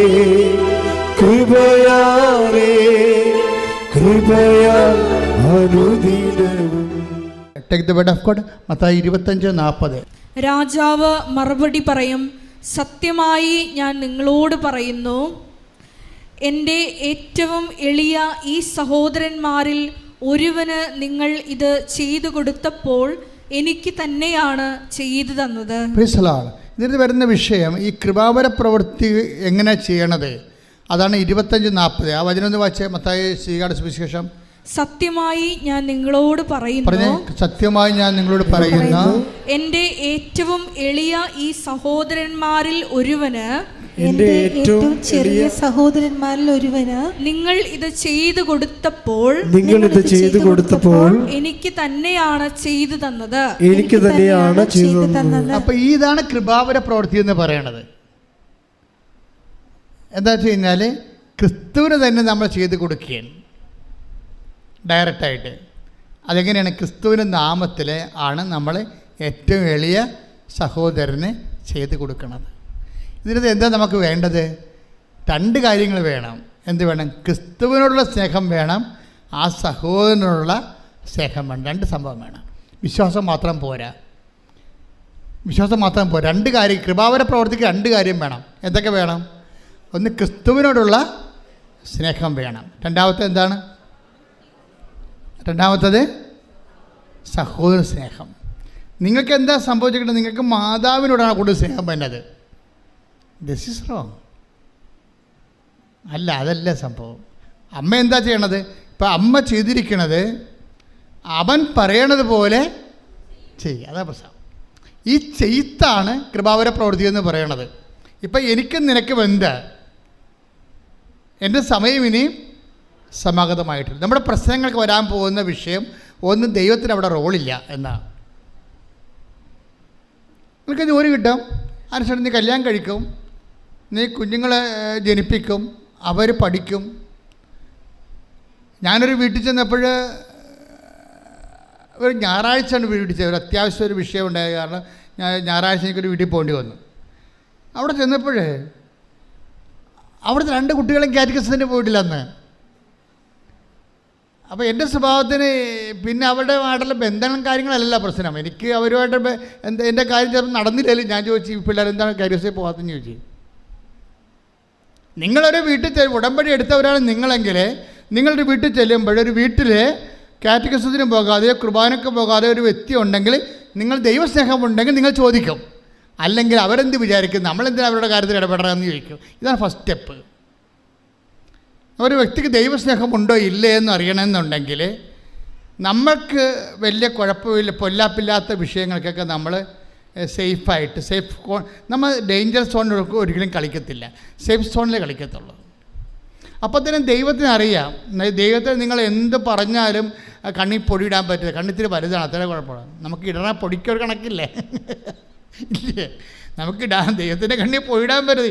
കാര്യം ദൈവത്തിൻ്റെ കണ്ണിത്തിരി വലുതായി പോയി. നമുക്ക് ഇടണ പൊടിക്കൊരു കണക്കുണ്ടല്ല, അതല്ലേ പ്രശ്നം. അതുകൊണ്ട് എപ്പോഴും നമ്മൾ ശ്രദ്ധിക്കേണ്ട ഒരു വിഷയം വെച്ചാൽ, നിങ്ങൾ ആദ്യം തന്നെ ദൈവസ്നേഹം വർദ്ധിക്കാൻ വേണ്ടി പ്രാർത്ഥിക്കണം. 3:12 എടുത്ത് തെസ്സലോനിയൻസ് 1 തെസ്സലോനിക്ക 3:12. ഞങ്ങൾക്ക് നിങ്ങളോടുള്ള സ്നേഹം പോലെ, പറഞ്ഞേ, ഞങ്ങൾക്ക് നിങ്ങളോടുള്ള സ്നേഹം പോലെ നിങ്ങൾക്ക് തമ്മിലും മറ്റെല്ലാവരോടുമുള്ള സ്നേഹം വളർന്ന് സമൃദ്ധമാകാൻ കർത്താവ് ഇടവരുത്തട്ടെ. ഇപ്പം ദൈവത്തിന് റോളുണ്ട് ഇതിൻ്റെ അകത്ത്. നമുക്ക് ലവ് ഓഫ് ഗോഡ് ലെവൽ കുറവാണെങ്കിൽ നിങ്ങൾ അഡ്രസ്സ് ചെയ്യേണ്ട അതാണ്. എൻ്റെ IELTS പാസ്സാക്കണേ, എൻ്റെ IELTS പാസ്സാക്കി ജന്മം പ്രാർത്ഥിച്ചാൽ ദൈവത്തിന് അതുകൊണ്ട് പ്രയോജനമില്ല. ദൈവം പറയും, എനിക്ക് നിനക്ക് എന്താ എന്ന് ചോദിക്കും. ഇതാണ് പ്രശ്നം. എൻ്റെ IELTS പാസ്സാക്കി എൻ്റെ വസ്തു വിൽക്കണേ, എനിക്ക് കല്യാണം നടത്തണേ, എനിക്ക് കുഞ്ഞുങ്ങളുണ്ടാകണമെന്ന് പറഞ്ഞാൽ മാത്രം ഇരുന്ന ദൈവം ചോദിക്കുന്ന ചോദ്യം എന്താണ്? എനിക്കും നിനക്കും എന്താ? ഇവിടെ എന്താ പ്രശ്നം വെച്ച് കഴിഞ്ഞാൽ, ആദ്യം ലവ് ലെവൽ വർദ്ധിപ്പിക്കണം. ടെക്നിക്കലായിട്ടാണ് ഉടമ്പടി സമീപിക്കേണ്ടത്. ലവ് ലെവലിൽ അത് എന്തിനാണ്? ദൈവത്തോടുള്ള സ്നേഹം വേണം, നമുക്ക് പരസ്പര സ്നേഹം ഉണ്ടാകണം. അത് പിന്നെ എന്ത് ചെയ്യണം? പരസ്പര സ്നേഹം ഉണ്ടെന്നും പറഞ്ഞുകൊണ്ട് it is N on going process. എന്താ എഴുതിയിരിക്കണത്? വളർന്ന് ഞങ്ങൾക്ക് നിങ്ങളോടുള്ള സ്നേഹം പോലെ എന്ന് പറഞ്ഞേ, ഞങ്ങൾക്ക് നിങ്ങളോടുള്ള സ്നേഹം പോലെ നിങ്ങൾക്ക് തമ്മിൽ തമ്മിലും മറ്റെല്ലാവരോടുമുള്ള സ്നേഹം വളർന്ന് സമൃദ്ധമാകാൻ കർത്താവ് ഇടവരുത്തട്ടെ. അപ്പൊ സ്നേഹം കുറഞ്ഞാൽ അതിനകത്ത് റോള് ദൈവത്തിനുണ്ട്, ഉറപ്പല്ലേ? അപ്പം നിങ്ങൾ പ്രാർത്ഥിക്കുമ്പോൾ നിങ്ങളുടെ ലവ് ലെവൽ വർദ്ധിക്കാൻ വേണ്ടി അതിനെ ടാർഗറ്റ് ചെയ്യണം. നിങ്ങൾ ടാർഗറ്റ് ചെയ്യണത് പക്ക മെറ്റീരിയൽ വിഷയമാണ്. ദൈവത്തിന് അതിൻ്റെ അകത്ത് റോളൊന്നുമില്ല. എനിക്ക് നിനക്കും എന്ത് എന്ന് ചോദിക്കുന്നതിൻ്റെ കാരണം അതാണ്. അപ്പോൾ എനിക്ക് നിനക്ക് എന്ത് എന്ന് ചോദിക്കുമ്പോൾ തന്നെ ഒരു മെറ്റീരിയൽ ബെനിഫിറ്റ്സ് നമുക്ക് ലഭിക്കുന്നതിനോടുള്ള കർത്താവിൻ്റെ നിലപാട് it is very evident, it is clear. അറിഞ്ഞ് കളിക്കണം കേട്ടോ. ഈ കളി ഉടമ്പടി ഒരു കളിയാണ്. അവിടെ നമ്മൾ ഇൻവെസ്റ്റ് ചെയ്യുമ്പോൾ സൂക്ഷിച്ച് കൈകാര്യം ചെയ്യണം. കാര്യം ഒരു മെറ്റീരിയൽ ബെനിഫിറ്റ്സ് മാത്രമാണ് ഉദ്ദേശിക്കണമെന്നുണ്ടെങ്കിൽ കർത്താവിൻ്റെ നിലപാട് എന്താണ്? Between us what is it? എനിക്കും നിനക്കും എന്ത്? പിന്നെ എന്താണ്? എൻ്റെ സമയം ഇനിയും സമഗതമായിട്ടില്ലല്ലോ. ഈ ഒരു പ്രശ്നത്തെയാണ് മറിയം ഓവർടേക്ക് ചെയ്യണത്. ഈ നമ്മൾ മറിയത്തെ വിളിക്കുന്ന ഒരു പേരുണ്ട്, എന്താണ്? ബോധജ്ഞാനത്തിൻ്റെ അതെന്താ കാര്യം? ഇവർ പരിശുദ്ധാത്മ ഫുൾ ഓഫ് ഗ്രേസ് അല്ലേ, ഇവർ കൃപ നിറഞ്ഞവളല്ലേ. അതുകൊണ്ട് കൃപ നിറഞ്ഞു കഴിഞ്ഞാൽ അതിൻ്റെ ജ്ഞാനം അറിയാൻ പറ്റും. ഇതിലെങ്ങനെയാണ് ഇങ്ങനെ ഒരു വിഷയമുണ്ട്, അതിനെ എങ്ങനെയാണ് കൗൺട്രാക്ട് ചെയ്യണമെന്ന് അറിയാൻ പറ്റും. അതാണ് നമ്മൾ ജ്ഞാനപരം എന്ന് പറയണത്. അപ്പോൾ അവർ മാലാഖ തന്നെ അവരെ കാണുമ്പോൾ സമയത്ത് പറഞ്ഞത് എന്താണ്? Hail Mary full of grace, കൃപ നിറഞ്ഞവൾ. കൃപ നിറഞ്ഞാൽ തന്നെ അതിൻ്റെ അർത്ഥം ജ്ഞാനപരം അതിൻ്റെ സമൃദ്ധി നിൽക്കുകയാണ്. അപ്പം അതുകൊണ്ട് ഒരു ഇഷ്യൂ ഉണ്ടായപ്പോൾ എൻ്റെ പ്രോബ്ലം, വേറൊരു പ്രശ്നമുണ്ട്. ഞങ്ങളുമൊക്കെ നിങ്ങളോട് ജ്ഞാനപരത്തിലാണ് ഉപദേശം തരണത്. പക്ഷേ എന്താ പ്രശ്നം എന്ന് വെച്ച് കഴിഞ്ഞാൽ, ഇപ്പം ഞാൻ ചിലരോട് പറയും, പ്രശ്നമായ വഴക്കായ സാരമില്ല, നീ തന്നത്തെ ഇറങ്ങിപ്പോകുന്ന ആളല്ലേ, നീ മര്യാദയ്ക്ക് കഴിച്ചെല്ലാം പറയും. ഞാൻ എത്രയും പറയത്തുള്ളൂ. പിന്നെ ആ ചാപ്റ്റർ ക്ലോസ് ചെയ്ത് കളയും. കാരണം ആൾക്കാരെ 2 മിനിറ്റല്ലേ കിടത്തുള്ളൂ. അപ്പോൾ ഇവിടെ തന്നത്തെ ഇറങ്ങിപ്പോയാണെന്ന് എനിക്കറിയത്തില്ല. കർത്താവ് എന്നോട് പറയും ഇവിടെ തന്നത്തെ ഇറങ്ങിപ്പോകുന്നതാണ് വഴക്കുണ്ടാക്കിയത്. അപ്പോൾ അത് ഞാൻ പറയും, നീ തന്നത്തെ ഇറങ്ങിപ്പോയ ആളല്ലേ, നീ തന്നെ പോയിക്കൊള്ളാൻ പറയും, നീ തന്നെ റെസെറ്റ് ചെയ്യാൻ പറയും. പക്ഷേ ഇവിടെ ജന്മം കൊണ്ട് പോകത്തില്ല. കാര്യം ഇവർക്ക് ചമ്മലല്ലേ. കാര്യത്തിൽ ഇവിടെ തന്നത്തെ ഇറങ്ങിപ്പോയതാണ്. അപ്പം നമ്മളവിടെ എളിമപ്പെടണം. എളിമപ്പെട്ടിട്ട് സോറി പറയാൻ ബാധ്യസ്ഥമാണ്. പക്ഷേ ഈ അഹങ്കാരം ഹുങ്ക് പിടിച്ച സാധനം ഈ ജന്മത്തെ സോറി പറയത്തില്ല. കാരണം മർക്കടം മുട്ടിയാണ്. കുരങ്ങിൻ്റെ പരിപാടി അതാണ്. അകത്ത് ശർക്കര പോയി കഴിഞ്ഞാൽ ആൾക്കാർ നമ്മളെ തല്ലിക്കൊല്ലാൻ വേണ്ടി വരുമ്പോഴും ആ ശർക്കര ഒന്നും വിടത്തില്ല ഒരിക്കലും. അതാണ് മർക്കടം മുട്ടി എന്ന് പറയുന്നത്. പണ്ട് കുരങ്ങിനെ പിടിക്കുന്ന പരിപാടി എങ്ങനെ ഇരുന്നില്ല, തൊണ്ണെന്ന് പറഞ്ഞതിൻ്റെ കരിക്ക് തുളച്ച് അതിൻ്റെ അകത്ത് ശർക്കര കൊണ്ടിട്ട് വെക്കും. അപ്പോൾ കുരങ്ങ് വന്ന് വെച്ച് ഇതിൻ്റെ അകത്ത് കൈയിടും. കൈയിട്ട് കഴിയുമ്പോൾ ശർക്കരക്കരി പിടിക്കും. അപ്പോഴേ പിടിക്കുന്ന സമയത്ത് ആൾക്കാർ കുരങ്ങിനെ പിടിക്കാൻ വേണ്ടി കുരങ്ങ് രസായത്തിന് വടിയും കൊണ്ട് വരും. അപ്പോൾ പക്ഷേ കുരങ്ങ് വിട്ട് കൊടുക്കത്തില്ല. ആ ശർക്കരന്ന് വിടത്തില്ല അവൻ.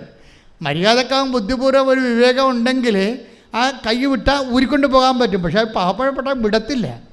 ഇങ്ങനെ മർക്കട മുട്ടിയോടുകൂടി തമ്മിൽ തല്ലി തലകീറി മക്കളെ വഴിയാധാരമാക്കി മരിച്ചുപോയ മനുഷ്യർ എന്തുമാത്രമാണ്. അതുകൊണ്ടാണ് അനുതാപം അവിടെ വരണത്. ഇത് ഒറ്റ നടക്ക് പോകത്തില്ലേ. അനുതാപം വരണം അവിടെയാണ്. ഈ വിഷയത്തിൽ നിനക്ക് അനുതാപം ഉണ്ടാകണമെന്ന് ദൈവം ആഗ്രഹിക്കുന്നുണ്ട്. അനുതാപം എന്ന് പറഞ്ഞാൽ എന്താണ്? നിൻ്റെ ജീവിത വിഷയത്തിൽ നിന്നേക്കാൾ വലുതായിട്ട് ക്രിസ്തുവിനെ കാണുന്നതാണ് അനുതാപം. ശ്രദ്ധിക്കട്ടെ. ഹല്ലേലൂയ.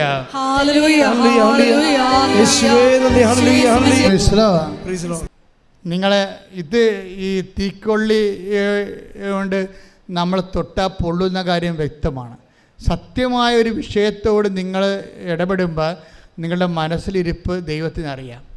അതുകൊണ്ട് നിങ്ങൾ ആദ്യമേ തന്നെ ഒരു ധാരണയിലെത്തണം നല്ലതാണ്. ക്രിസ്തുവേ, ഉടമ്പടിക്കാലം കഴിഞ്ഞാലും അങ്ങയുടെ ചൈതന്യത്തിൽ ഞാൻ ജീവിക്കും. നാട്ടുകാരെ ബോധിപ്പിക്കാനല്ലെങ്കിലും അങ്ങയുടെ ചൈതന്യത്തിൽ ഞാൻ ജീവിക്കും. പല ആൾക്കാരും ഇന്ന് അവരുടെ അവിശ്വാസം നിലനിർത്തുന്നത് നാട്ടുകാരെ ബോധിപ്പിക്കാനാണ്. ഇപ്പം എന്നെ പള്ളിയിൽ അടക്കണ്ട എന്നൊക്കെ ഒരു സമയത്ത് സ്റ്റൈൽ ആൻഡ് സ്റ്റാൻഡേർഡായിട്ട് എന്തുമാത്രം മനുഷ്യർ പറയും. അങ്ങനെ പറയുമ്പോൾ അവർ ഉദ്ദേശിക്കണത് എന്താ? ഒന്നെങ്കിൽ അവർ സാഹിത്യകാരന്മാരായിരിക്കും, അല്ലെങ്കിൽ അവർ രാഷ്ട്രീയക്കാരായിരിക്കും, അല്ലെങ്കിൽ ഒരു സിനിമ നടന്മാരായിരിക്കും. എന്നാൽ ബഹുജനങ്ങളുടെ പിന്തുണ വേണമെന്ന് ആഗ്രഹിക്കുന്നവരായിരിക്കും. എനിക്ക് ഈ വിശ്വാസ സമൂഹത്തിൻ്റെ പിന്തുണ മാത്രം പോരാ, എനിക്ക് ബഹുജനങ്ങളുടെ മുഴുവൻ പിന്തുണ വേണമെന്ന് ഉദ്ദേശിക്കുന്നവർ എന്തു ചെയ്യും? ആദ്യത്തെ അവർക്ക് തള്ളിപ്പറയാൻ പറ്റുന്നത് ദൈവത്തെയാണ്. ദൈവത്തെ തള്ളി പറഞ്ഞുകൊണ്ട് ന്യൂട്രലായിട്ട് നിൽക്കും. സിനിമ നടന്മാരൊക്കെ ന്യൂട്രലായിട്ട് നിൽക്കുന്നവരുണ്ട്. അവിടെ ഉള്ളിൽ വിശ്വാസമുണ്ട്, പക്ഷേ തള്ളി പറഞ്ഞാൽ പടം കിട്ടത്തില്ല. അതുകൊണ്ട് അവരവിടെ നിൽക്കും. പാട്ടുകാരങ്ങനെ ഉണ്ട്, അതുപോലെ തന്നെ രാഷ്ട്രീയക്കാരങ്ങനെ ഉണ്ട്, ന്യൂട്രലായിട്ട് നിൽക്കും അവർ.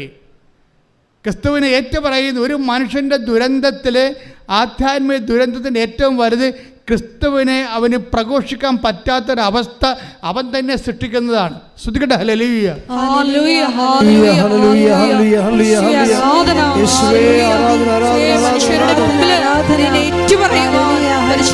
അഭിഷേകത്താൽ ഞങ്ങളെ ഓരോരുത്തരെയും നിറയ്ക്കണമേ. ഹല്ലേലൂയ. കർത്താവാണെന്നും യേശു ദൈവമാണെന്നും ഞാൻ വിശ്വസിക്കുന്നു, ഞാൻ പ്രഖ്യാപിക്കുന്നു. യേശു കർത്താവാണെന്നും യേശു ദൈവമാണെന്നും ഞാൻ വിശ്വസിക്കുന്നു, ഞാൻ പ്രഖ്യാപിക്കുന്നു. ഈ സൽപ്രവൃത്തികളുടെയും നീതീകരണത്തിൻ്റെയൊക്കെ ഒരു വിഷയം എന്ന് പറയണത് ഇത് ഏതെങ്കിലും ഒക്കേഷനിൽ ചെയ്തു വരണ സംഭവമല്ല. ഇത് നിത്യത വരെ ചെയ്തുകൊണ്ട് പോകുന്ന കാര്യമാണ്. ഇത് ഓൺഗോയിങ് ജസ്റ്റിഫിക്കേഷൻ എന്ന് പറയും. എന്ന് വെച്ച് കഴിഞ്ഞാൽ ഒരു തുടർ നീതീകരണ പ്രക്രിയ. അദ്ദേഹം പറയുകയാണ്, എവിടെയാണ് ഇത്? നമുക്ക് IELTS പാസ്സായ പോരാ, കാനഡയിൽ പോകാനേ പറ്റത്തുള്ളൂ. കാനഡ കഴിഞ്ഞ രാജ്യങ്ങളുണ്ട്, അതിൻ്റെ പേര് ദൈവരാജ്യം എന്നാണ്. ശ്രദ്ധിക്കട്ടെ. ഹല്ലേലൂയ, ഹല്ലേലൂയ, ഹല്ലേലൂയ, ഹല്ലേലൂയ. നടപടിക്രമങ്ങൾ ദൈവരാജ്യം രക്ഷക കർത്താവേ നാഥനേ യേശുവേ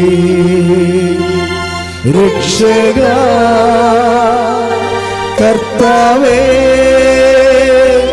നാഥനേ.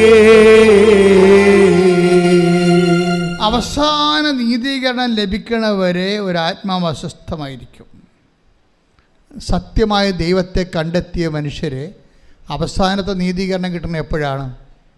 25:34. അനന്തരം രാജാവ് പറഞ്ഞേ.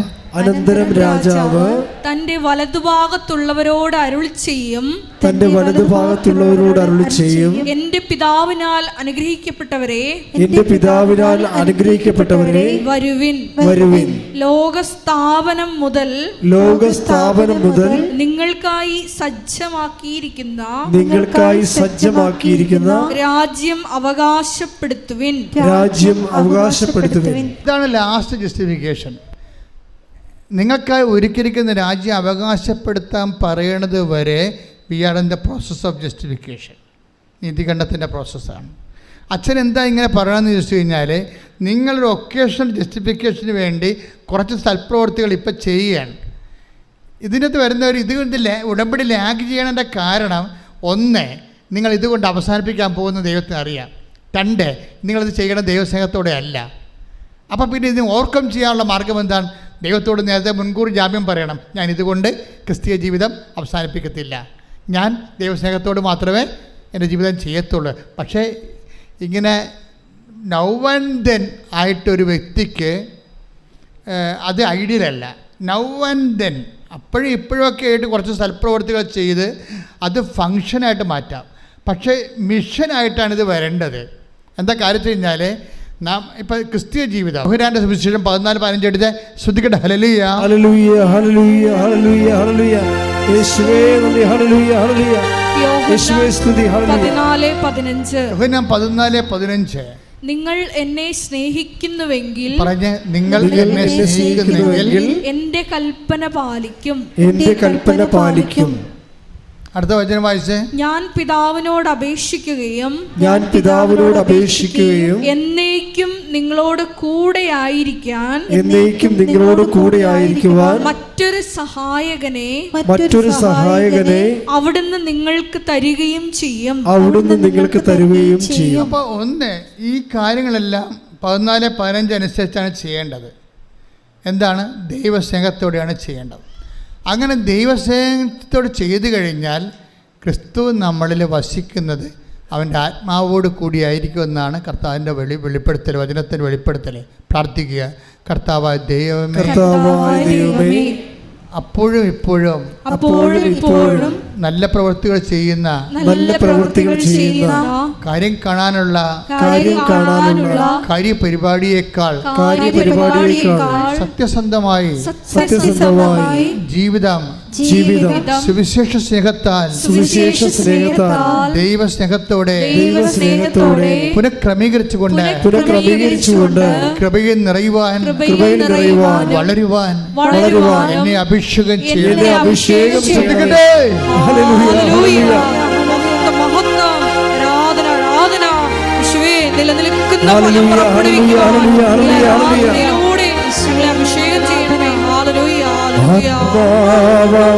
ദൈവമേ വരണേ,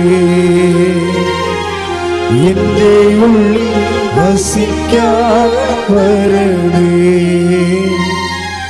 ആത്മാവ ദൈവമേ വരണേ, എന്റെ ഉള്ളിൽ വസിക്കാൻ വരണേ. ദാഹിച്ചു നിന്നെ ഞാൻ തേടുന്നു, സ്വർഗം തുറന്നിറങ്ങി നീ വരണേ. ദാഹിച്ചു നിന്നെ ഞാൻ തേടുന്നു, സ്വർഗം തുറന്നിറങ്ങി നീ വരണേ. ആത്മാവ ദൈവമേ വരണേ, എന്റെ ഉള്ളിൽ വസിക്കാൻ വരണേ. പരിശുദ്ധ പരമദിവ്യകാരുണ്യത്തിന് ആരാധനയും സ്തുതിയും പുകഴ്ചയും ഉണ്ടായിരിക്കട്ടെ. നിങ്ങൾക്കറിയാവോ, ഇന്ന് എന്തുമാത്രം ആൾക്കാരാണ് മാതാവിന് സംസാരിക്കണം. അവിടെ പ്രാർത്ഥന തന്നെ സ്നേഹത്തിൻ്റെ സംസാരമാക്കി മാറ്റി. അപ്പോൾ അവിടെ ദൈവസ്നേഹം കൂടി ലവ് ലെവൽ വർദ്ധിപ്പിച്ചു. ഇത് ഉടമ്പടി പെട്ടെന്ന് കത്താനുള്ളൊരു മാർഗ്ഗമാണിത്. എന്താണ്? നിങ്ങളുടെ ലവ് ലെവൽ വർദ്ധിപ്പിക്കണം. ലവ് ലെവൽ വർദ്ധിപ്പിക്കുമ്പോൾ ഒരു കുഴപ്പമുണ്ട്. എന്താ പ്രശ്നം? നിങ്ങളുടെ വെറുപ്പ്, വിദ്വേഷം, പക, ചതി, അഹങ്കാരം, മുൻകോപം, കലഹം, ഭിന്നത, അതെല്ലാം മാറ്റേണ്ടി വരും. പക്ഷെ അതെല്ലാം മാറ്റേണ്ടി വരുമെന്ന് പറയുമ്പോഴേ നിങ്ങൾക്കറിയാമല്ലോ, ക്രിസ്തുവിൻ്റെ വചനങ്ങൾ, ചില വചനങ്ങൾ അച്ഛൻ പറഞ്ഞിട്ടുണ്ട് ഭയങ്കര കഠിനമാണെന്ന്. അല്ലേ? ക്രിസ്തുവിൻ്റെ വചനങ്ങൾ കഠിനമാണ്. കഠിനമല്ല സംഭവം. എന്ന് വെച്ച് കഴിഞ്ഞാൽ ദൈവസ്നേഹം ഇല്ലാതെ ചില വചനങ്ങൾ ക്രാക്ക് ചെയ്യാൻ പറ്റത്തില്ല. കാര്യം ഇതിനകത്ത് ദൈവത്തെ കാണണ്ടേ.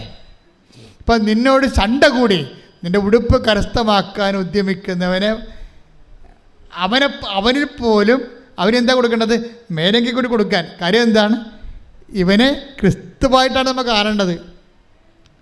മനസ്സിലായി? ക്രിസ്തുവിൻ്റെ വേറെ എന്നെ വിശുദ്ധിയിൽ വളർത്താൻ, എന്നെ കൃപയിൽ ഉയർത്താൻ ക്രിസ്തു വേറെ ഒരു വേഷമായി എന്നെ പരിപാലിക്കുകയാണ്.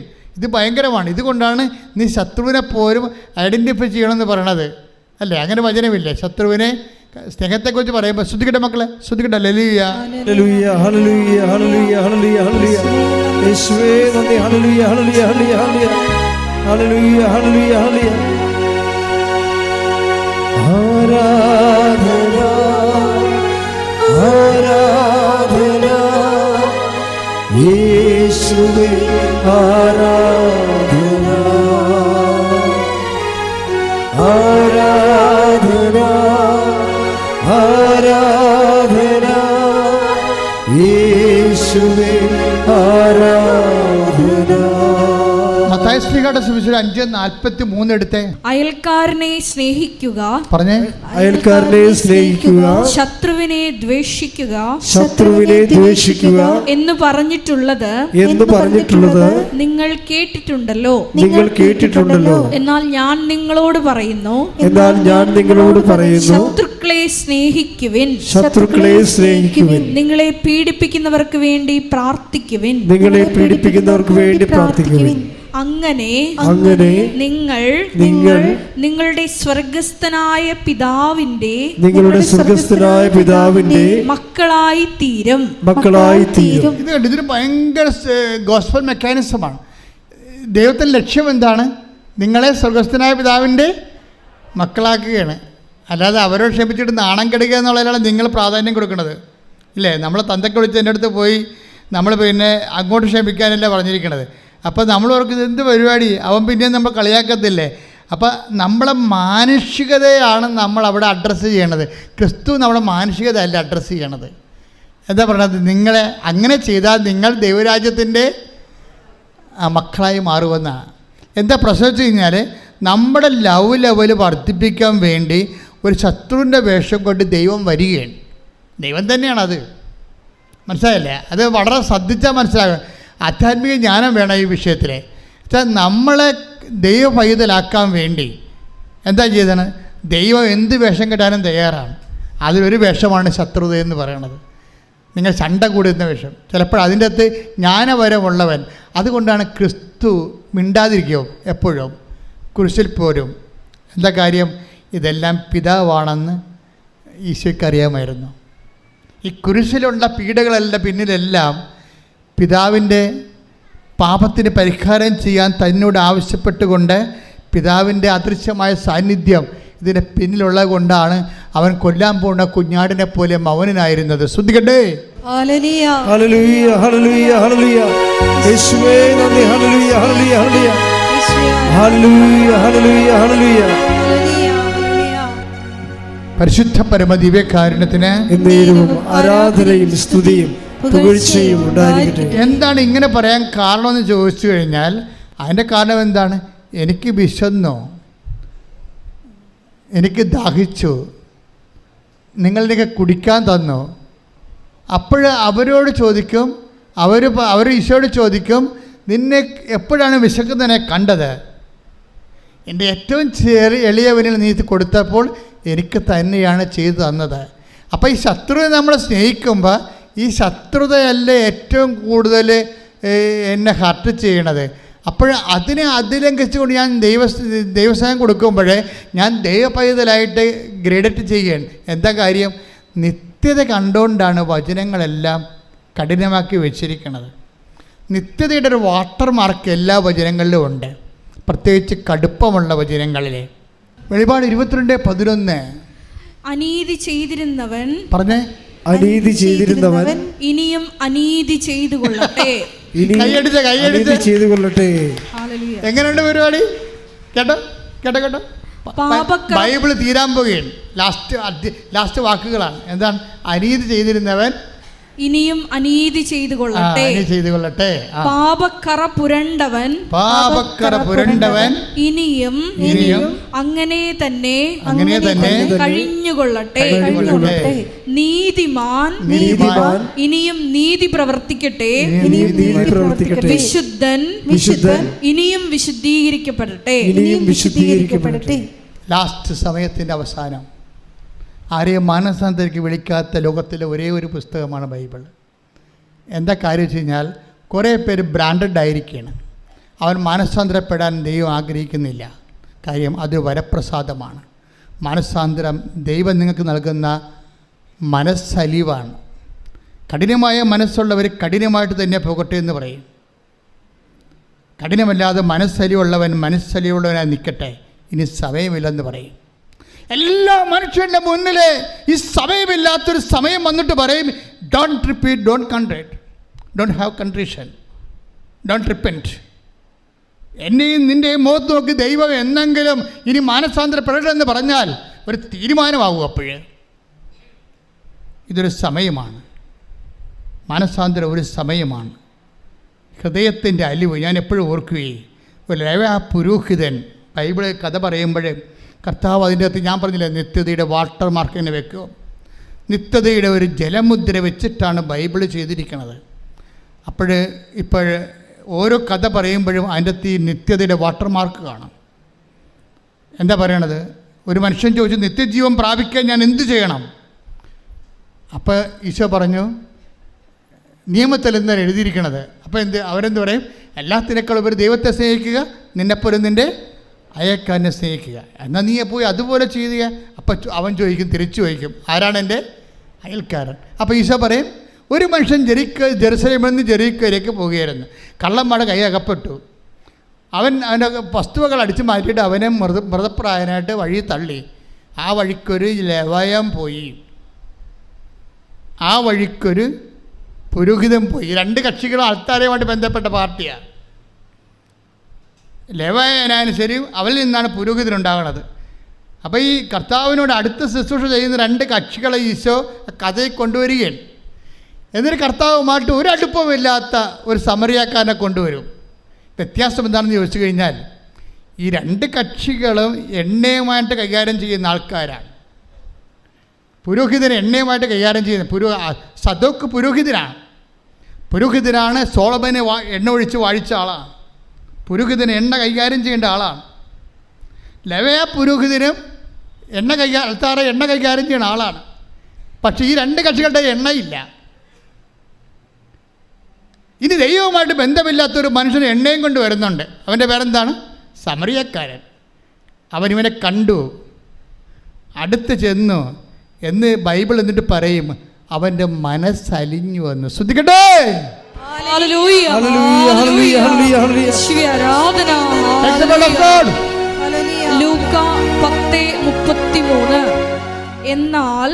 എന്നാൽ ഒരു സമരിയാക്കാരൻ യാത്രാമധ്യേ അവൻ കിടന്ന സ്ഥലത്ത് വന്നു. അവനെ കണ്ട് മനസ്സലിഞ്ഞ് അടുത്തു ചെന്ന് എണ്ണയും വീഞ്ഞും ഒഴിച്ച് അവന്റെ മുറിവുകൾ വച്ചുകെട്ടി തന്റെ കഴുതയുടെ പുറത്ത് കയറ്റി ഒരു സത്രത്തിൽ കൊണ്ടുചെന്ന് പരിചരിച്ചു. എൻ്റെ മക്കളെ, ഉടമ്പടി എടുത്തുകൊണ്ട് നിങ്ങൾ രോഗികളെ കാണുന്നു, പക്ഷെ മനസ്സറിയാതെ കാണാൻ പറ്റും. മനസ്സിലായില്ല? ഈ ഉടമ്പടി എടുത്തുകൊണ്ട് നിങ്ങൾ രോഗികളെ കാണുന്നു, അതുപോലെ തന്നെ ഓർഫണേജിൽ പോകുന്നു, വൃദ്ധസദനത്തിൽ പോകുന്നു, അവിടെ ഉടുപ്പലക്കുന്നു. പക്ഷേ എങ്ങനെയെങ്കിലും ദൈവം ഒന്ന് പ്രസാദിച്ച് എനിക്ക് ആ PR ഒന്ന് കിട്ടിയാൽ മതി. അതാണ് വിഷയം. അതിനകത്ത് വരുന്ന വിഷയം ഇതാണ്. പക്ഷെ അതിന് വേണ്ട കണ്ടന്റ് എന്താണ്? ഈ മനസ്സലിവാണ്. പ്രാർത്ഥിക്കുക, കർത്താവേ എനിക്ക് ഉടമ്പടി പ്രകാരം ദൈവസ്നേഹത്തോടെ എല്ലാ ദീനക്കാരിലും അങ്ങേ കാണുമ്പോൾ മനസ്സലിയാൻ എന്നെ സഹായിക്കണം. മനസ്സലിവ് ആദ്യം ഉണ്ടായത് ആർക്കാണ്? ഈശോയ്ക്കാണ്. ടേക്ക് ദ ബെഡ് ഓഫ് ജനത്തെക്കൂട്ടത്തെ കണ്ടപ്പോൾ അതിന് അനുകമ്പ തോന്നി. ശ്രദ്ധിക്കട്ടെ. ഹല്ലേലൂയ, ഹല്ലേലൂയ, ഹല്ലേലൂയ, ഹല്ലേലൂയ. യേശുവേ ആരാധന, ആരാധന, ആരാധന. യേശുവേ നന്ദി, മഹത്വം, മഹത്വം, മഹത്വം, മഹത്വം. ഹല്ലേലൂയ, ഹല്ലേലൂയ, ഹല്ലേലൂയ, ഹല്ലേലൂയ, ഹല്ലേലൂയ. യേശുവേ നന്ദി, ഹല്ലേലൂയ, ഹല്ലേലൂയ. ആരാധന, ആരാധന, ആത്മനാഥൻ യേശുവേ. ആരാധന, ആരാധന, സ്നേഹരാജൻ യേശുവേ. മത്തായി 9:36. ജനക്കൂട്ടങ്ങളെ കണ്ടപ്പോൾ യേശുവിന് അവരുടെ മേൽ അനുകമ്പ തോന്നി. പിന്നെ പ്രശ്നം വെച്ച് കഴിഞ്ഞാൽ, ഈ അനുകമ്പ, മനസ്സലിവ്, ഒരു സൽപ്രവൃത്തിയെ ക്രിസ്തുവിൻ്റെ കൃപാപര പ്രവൃത്തിയാക്കി മാറ്റുന്നത് ക്രിസ്തുവിൻ്റെ മനസ്സിൻ്റെ നിലവാരം സ്വീകരിക്കുമ്പോഴാണ്. അപ്പോൾ മാത്രമേ താഴെ വരാൻ പറ്റത്തുള്ളൂ. മനസ്സിലായില്ലേ? ഒരു സൽപ്രവൃത്തിയെ കൃപാപര പ്രവൃത്തി ആക്കണത്, അത് ചെയ്യുമ്പോൾ ക്രിസ്തുവിൻ്റെ മനസ്സിൻ്റെ നിലവാരത്തിലേക്ക് നമ്മുടെ മനസ്സ് നിലവാരപ്പെടുമ്പോഴാണ് ശരിക്കും. പതറിയണമെങ്കിലേ എന്ത് ചെയ്താലും, ഇപ്പം ഞാൻ നിങ്ങളെ പത്രവും കൊടുത്ത് വിടും, ഭയങ്കര ഓരോരുത്തർ പറയും. അതായത് ലോകം മുഴുവൻ സുവിശേഷം ക്രിസ്തുവിനെ കൈമാറുന്ന സഭയിലെ ഏറ്റവും വലിയ ഒരു സംരംഭമാണിത്. ഇത് വെറുതെ കിട്ടിയൊന്നുമല്ല. 4 വയസ്സ് മുതൽ ഈ കക്ഷിയുടെ പുറകെ നടന്ന് കിട്ടിയതാ. എങ്ങനെയാണ് ദൈവമേ സുവിശേഷ വേല ചെയ്യേണ്ടത്, അതിന് പട്ടക്കാരനായാൽ പറ്റുമെന്ന് എനിക്കൊരു ബോധമുണ്ടായിരുന്നു 10ാം ക്ലാസ്സിലേക്ക് പഠിക്കുമ്പോഴൊക്കെ. അതിനുശേഷം പട്ടക്കാരനായതിനു ശേഷവും പിന്നെയും ബാക്കി കർത്താവെ സുവിശേഷ വേലയെക്കുറിച്ച് പിന്നെയും എനിക്ക് ഇതല്ല, ഈ ശങ്കരാചാര്യ പറഞ്ഞ പോലെ നേതി ഇതല്ല ഇതിൻ്റെ അപ്പുറത്തുണ്ടെന്ന്. അങ്ങനെ അപ്പുറത്തുള്ളതിനെ അന്വേഷിച്ചപ്പോഴാണ് കർത്താവ് നമ്മൾ ഉടമ്പടി വരെ എത്തിയത്. നിങ്ങളിന്ന് എന്തുമാത്രം പ്രേക്ഷിതരാണ് ഉള്ളത്. പക്ഷേ പ്രേക്ഷിതരെ അറിയേണ്ട ഒരു കാര്യമുണ്ട്. ഒരു പത്രം കൊണ്ടൊരു മനുഷ്യൻ്റെ മുമ്പിലേക്ക്, ഒരു ഓട്ടോറിക്ഷക്കാരൻ്റെ മുമ്പിലേക്ക്, അല്ലെങ്കിൽ ഒരു ഓഫീസിലേക്ക് ചെല്ലുമ്പോൾ അവിടെ നിങ്ങളെ തന്തക്ക് വിളിക്കുമെന്ന് ആദ്യമേ നിങ്ങൾ കരുതണം. കാര്യം അവർക്ക് അവിടെ നിന്ന് തന്തക്ക് വിളിക്കാതിരിക്കുന്നത് ആരായിരിക്കും? അവരായിരിക്കല്ലേ, ക്രിസ്തു തന്നെയായിരിക്കും. പോരെ, പണിയായോ? കാര്യം വചനം അങ്ങനെയല്ല പോണത്. നിങ്ങളെ ഉപദ്രവിക്കുന്നവരിൽ ആരെ കാണുമെന്നാണ് പറയണത്? ക്രിസ്തുവിനെ കാണണം. എന്നിട്ട് എന്താ കാണണത്? ഈ മനോഭാവം സ്വീകരിച്ചുകൊണ്ട് നിങ്ങൾ എളിമപ്പെടണം. അല്ലാതെ അവരെയും തന്തക്ക് വിളിച്ചിട്ട് പോരരുത്. മനസ്സിലായില്ലേ? അതുകൊണ്ടാണ് യേശുക്രിസ്തുവിൻ്റെ മനോഭാവം. Take the word of God. ഫിലിപ്പിയർ 2:6. ശ്രുതികട ഹല്ലേലൂയ ഹല്ലേലൂയ ഹല്ലേലൂയ ഹല്ലേലൂയ. യേശുവേ ആരാധന ആരാധന ആരാധന. യേശുവേ നന്ദി. ഹല്ലേലൂയ. ഫിലിപ്പി 2:5 മുതലുള്ള തിരുവചനങ്ങൾ. യേശുക്രിസ്തുവിനുണ്ടായിരുന്ന ഈ മനോഭാവം പറഞ്ഞ യേശുക്രിസ്തുവിനുണ്ടായിരുന്ന ഈ മനോഭാവം നിങ്ങളിലും ഉണ്ടാകട്ടെ. ദൈവത്തിന്റെ രൂപത്തിലായിരുന്നെങ്കിലും അവൻ ദൈവവുമായുള്ള സമാനത നിലനിർത്തേണ്ട ഒരു കാര്യമായി പരിഗണിച്ചില്ല. തന്നെ തന്നെ ശൂന്യനാക്കിക്കൊണ്ട് ദാസന്റെ രൂപം സ്വീകരിച്ച് മനുഷ്യരുടെ സാദൃശ്യത്തിൽ ആയിത്തീർന്ന് ആകൃതിയിൽ മനുഷ്യനെ പോലെ കാണപ്പെട്ടു. ഈ ആകൃതിയും മനുഷ്യനെ പോലെ ആയി കാണപ്പെട്ടു എന്നുള്ള മനുഷ്യാവതാരം തുടരുകയാണ്. എന്താ കാര്യം? പല മനുഷ്യന്മാരും നമ്മളോട് ക്രിസ്തുവിൽ വളരൂ എന്ന് പറഞ്ഞുകൊണ്ട് നമ്മളെ പീഡിപ്പിക്കുകയും ഞെരുക്കുകയും ചെയ്യും. അപ്പോൾ എന്ത് ചെയ്യണമെന്നാണ് പറയണത്? ബുദ്ധിയും ബോധമുള്ളവൻ ആഹ്ലാദിച്ചുല്ലസിക്കുവൻ. എന്താ കാര്യം? സ്വർഗ്ഗത്തിൽ നിങ്ങൾക്കുള്ള പ്രതിഫലം വലുതായിരിക്കും. ശ്രുതികട ഹല്ലേലൂയ. Take the word of God. ഹല്ലേലൂയ ഹല്ലേലൂയ ഹല്ലേലൂയ ഹല്ലേലൂയ. യേശുവേ നന്ദി. ഹല്ലേലൂയ. ഇത്ര നല്ല ദൈവത്തോട് ഞാൻ എന്തു ചെയ്തു?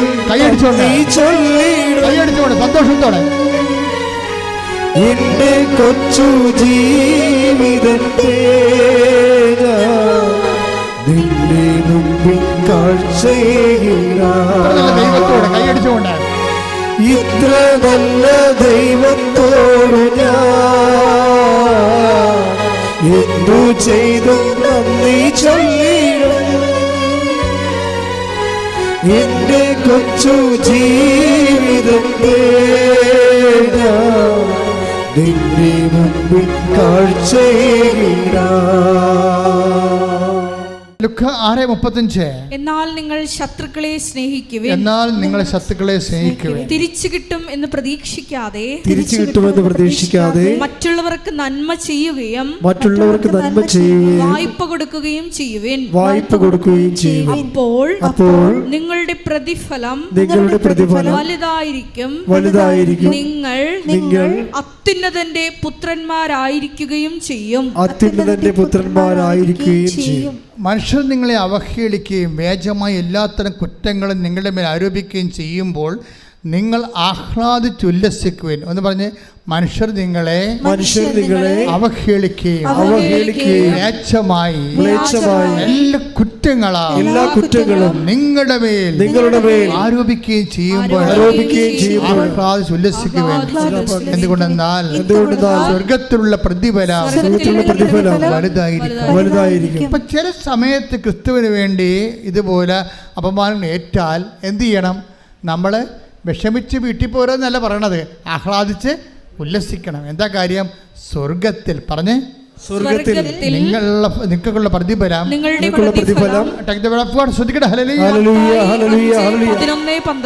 മത്തായി 5:11-12. എന്നെ പ്രതി മനുഷ്യർ നിങ്ങളെ അവഹേളിക്കുകയും പീഡിപ്പിക്കുകയും എല്ലാവിധ തിന്മകളും നിങ്ങൾക്കെതിരെ വ്യാജമായി പറയുകയും ചെയ്യുമ്പോൾ നിങ്ങൾ ഭാഗ്യവാന്മാർ, നിങ്ങൾ ആനന്ദിക്കുക. ആനന്ദിച്ചാഹ്ലാദിക്കുവിൻ. സ്വർഗത്തിൽ നിങ്ങളുടെ പ്രതിഫലം വലുതായിരിക്കും. സ്വർഗത്തിൽ പ്രതിഫലമെന്ന് മാത്രം പറഞ്ഞാൽ ഓക്കെ, ഇതങ്ങനെയല്ല പ്രശ്നം. വലിയ പ്രതിഫലമുണ്ട്, ചെറിയ പ്രതിഫലമുണ്ട്. മനസ്സിലായില്ലേ? ഇത് ഭയങ്കര സീരിയസ് വിഷയമാണ്. അതായത് ഓരോ വ്യക്തികൾക്കും അവരുടെ അധ്വാനത്തിന് ആനുപേക്ഷികമായ പ്രതിഫലമാണ് ലഭിക്കുന്നത്.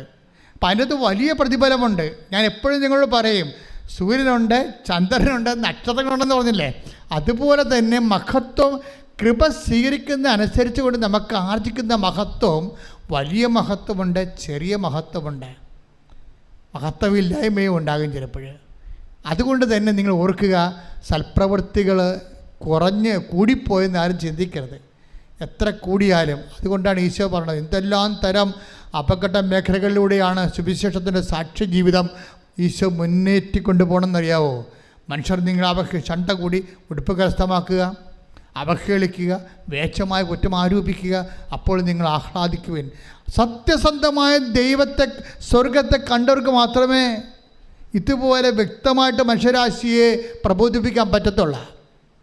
അല്ലാത്തവർക്ക് വേദകപരമായിട്ടുള്ള കുറേ സ്വപ്നങ്ങളെ കൊണ്ട് കൊടുത്ത് മാനുഷികമായിട്ട് മനുഷ്യനെ വഞ്ചിക്കുകയാണ് ചെയ്യണത്. സത്യസന്ധമായി ഈ ഭൂമിയിൽ നാം അനുഭവിക്കുന്ന എണ്ണീന് പറയുന്ന മാനസിക ശാരീരിക പീഡകൾ, when we receive it in the name of Jesus Christ, we are in our kingdom of God. നമ്മൾ ദൈവത്തിൻ്റെ ആലയത്തിലാണ്, അവൻ്റെ ദൈവരാജ്യത്തിലായിരിക്കും. അപ്പം ദൈവരാജ്യത്തിനെ പ്രതിയായിട്ട് നിങ്ങൾ കാഴ്ചവെക്കണം. എന്ത് വിഷയമുണ്ടായി? അതുകൊണ്ടാണ് നിങ്ങൾ പരമാവധി പോകണ്ട എന്ന് ഈശോ പറയണത്, ശണ്ട കൂടാൻ പോകണ്ട എന്ന് ഈശോ പറയണത്. ചിലയിടത്ത് തോറ്റു കൊടുക്കാൻ പറയും, ചിലത് തല്ലും കൊണ്ട് പോരാൻ പറയും. എന്താ കാര്യം? നമുക്കിനിയും പോകാൻ ഇടമുണ്ട്. അതുകൊണ്ടാണ്. പോകാൻ ഇടമില്ലാത്തവർ തല്ലും കൊണ്ട് പോരണ്ട, തിരിച്ച് തല്ലിട്ട് പോരാൻ പറയും. അവർക്ക് പോകാൻ ഇടമില്ല. ഈ ഭൂമി വെച്ച് അവരുടെ ജീവിതം അവസാനിക്കുകയാണ്, സെമിത്തേരി വെച്ച്. പക്ഷെ നീ അങ്ങനെയല്ല. നിനക്ക് വേണ്ടി മരിച്ചവൻ നിനക്ക് വേണ്ടി ഉയർത്തെഴുന്നേറ്റുകൊണ്ട് അവൻ വീണ്ടും വരുമെന്ന് പറയുന്നുണ്ട്. സമറിയക്കാരൻ പറയുന്ന കഥയിൽ ഒരു വാക്കുണ്ട്. എന്താണ് ആ വാക്ക്? ആ മനുഷ്യനെ കൊണ്ട് സത്യത്തിലാക്കിയിട്ട് പറയും, 2 ദിനാറ കൊടുത്തിട്ട് പറയും, എന്തെങ്കിലും കുറവുണ്ടാകും, എനിക്കറിയാം, ഇവന് എന്തെങ്കിലും കുറവുണ്ടായാൽ ഞാൻ തന്നെ അത് നികത്താതിരിക്കത്തില്ല. എപ്പോഴാണ്? ഞാൻ തിരിച്ചു വരുമെന്ന്. ആരാണ് തിരിച്ചു വരാൻ പോണത്? നിനക്ക് വേണ്ടി ക്രൂശിക്കപ്പെട്ടവൻ തിരിച്ചു വരുമെന്ന് അവൻ പറഞ്ഞിട്ടുണ്ട്. അതാണ് ക്രിസ്തു. കൈയടിച്ച് കർത്താവ്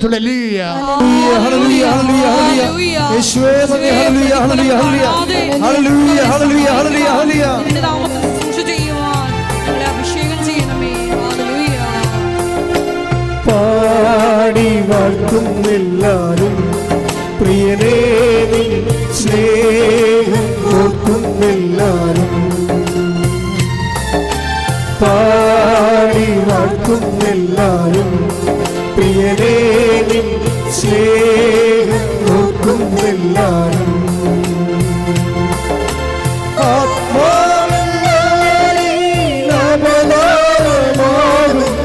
നവകിന്നരം തൂക്കി ഞങ്ങൾ പാടും, ലോകമാകും ബാബിലോണിൽ മിഴിനീരി പുഴയോരം തന്നിൽ സ്തുതി പാടിടും. പാടി വാഴ്ത്തുന്നെല്ലാരും, പ്രിയനേ നിൻ സ്നേഹം ഓർക്കുന്നെല്ലാരും. പാടി വാഴ്ത്തുന്നെല്ലാരും, പ്രിയനേ നിൻ സ്നേഹം ഓർക്കുന്നെല്ലാരും. ആത്മാവിനാവതാരമാകും നവകിന്നരം തൂക്കി ഞങ്ങൾ പാടും, ലോകമാകും ബാബിലോണിൽ മിഴിനീരിൻ പുഴയോരം തന്നിൽ സ്തുതി പാടിടും. പാടി വാഴ്ത്തുന്നെല്ലാരും, പ്രിയനേ നിൻ സ്നേഹം ഓർക്കുന്നെല്ലാരും. പാടി വാഴ്ത്തു ഓർക്കുന്നെല്ലാരും പ്രിയനേ നിൻ സ്നേഹം ഓർക്കുന്നെല്ലാരും. ലൂക്ക 10:35. അടുത്ത ദിവസം അവൻ സത്രം സൂക്ഷിപ്പുകാരന്റെ കയ്യിൽ 2 ദനാറ കൊടുത്തിട്ട് പറഞ്ഞു, ഇവന്റെ കാര്യം നോക്കിക്കൊള്ളണം. കൂടുതലായി എന്തെങ്കിലും ചെലവാകുന്നെങ്കിൽ ഞാൻ തിരിച്ചു വരുമ്പോൾ തന്നുകൊള്ളാം. ഹല്ലേലൂയ, ആരാധന. ഹല്ലേലൂയ. പാടി വാഴ്ത്തുന്നെല്ലാരും പ്രിയനേ നിൻ സ്നേഹം ഓർക്കുന്നെല്ലാരും. എല്ലാവരും പാടി വാഴ്ത്തുന്നെല്ലാരും പ്രിയനേ നിൻ സ്നേഹം ഓർക്കുന്നെല്ലാരും.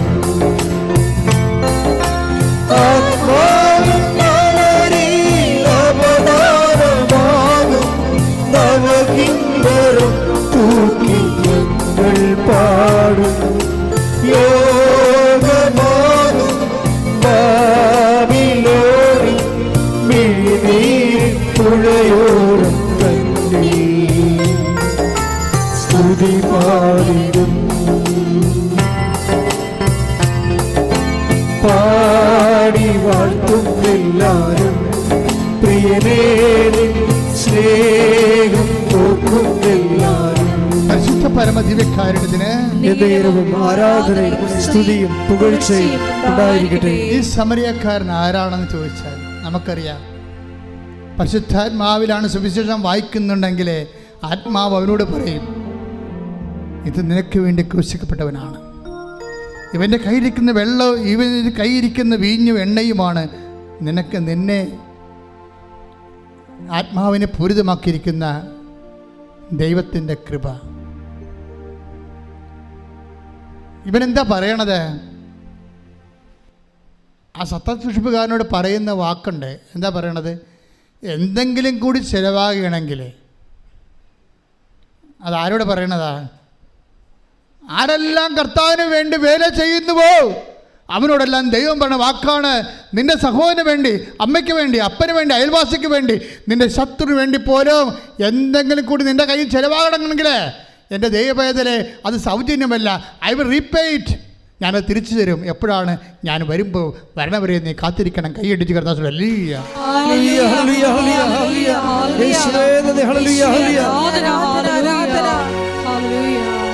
നിത്യതയിൽ അവസാനം ഈശോ വരുന്നത് വരാണ് ആ വിഷയം.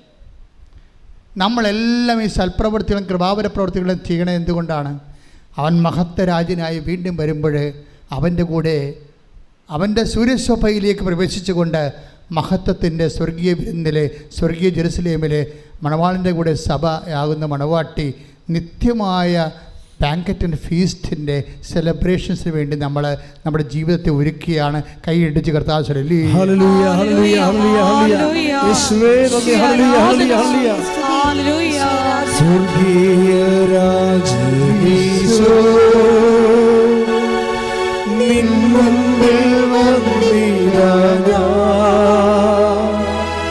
കാരുണ്യ സാഗരമേ കാത്തുകൊള്ളണമേ നീ. കാരുണ്യ സാഗരമേ കാത്തുകൊള്ളണമേ നീ. ഇപ്പം കൂടിപ്പോയെന്നൊന്നും പറയരുത് കേട്ടോ. അപ്പനെയും അമ്മനെയും അയൽവാസികളെയൊക്കെ സഹായിച്ചതിൽ കൂടിപ്പോയതെന്നൊന്നും പറയരുത്. കൂടിപ്പോയാൽ, എന്തെങ്കിലും കൂടുതൽ ചിലവായാൽ എന്താണ്? ഞാൻ തിരിച്ചു വരുമ്പോഴേ അത് നിത്യതയ്ക്ക് വേണ്ടിയുള്ള നിക്ഷേപമാണ്. കൈയടിച്ച് കിടത്താൻ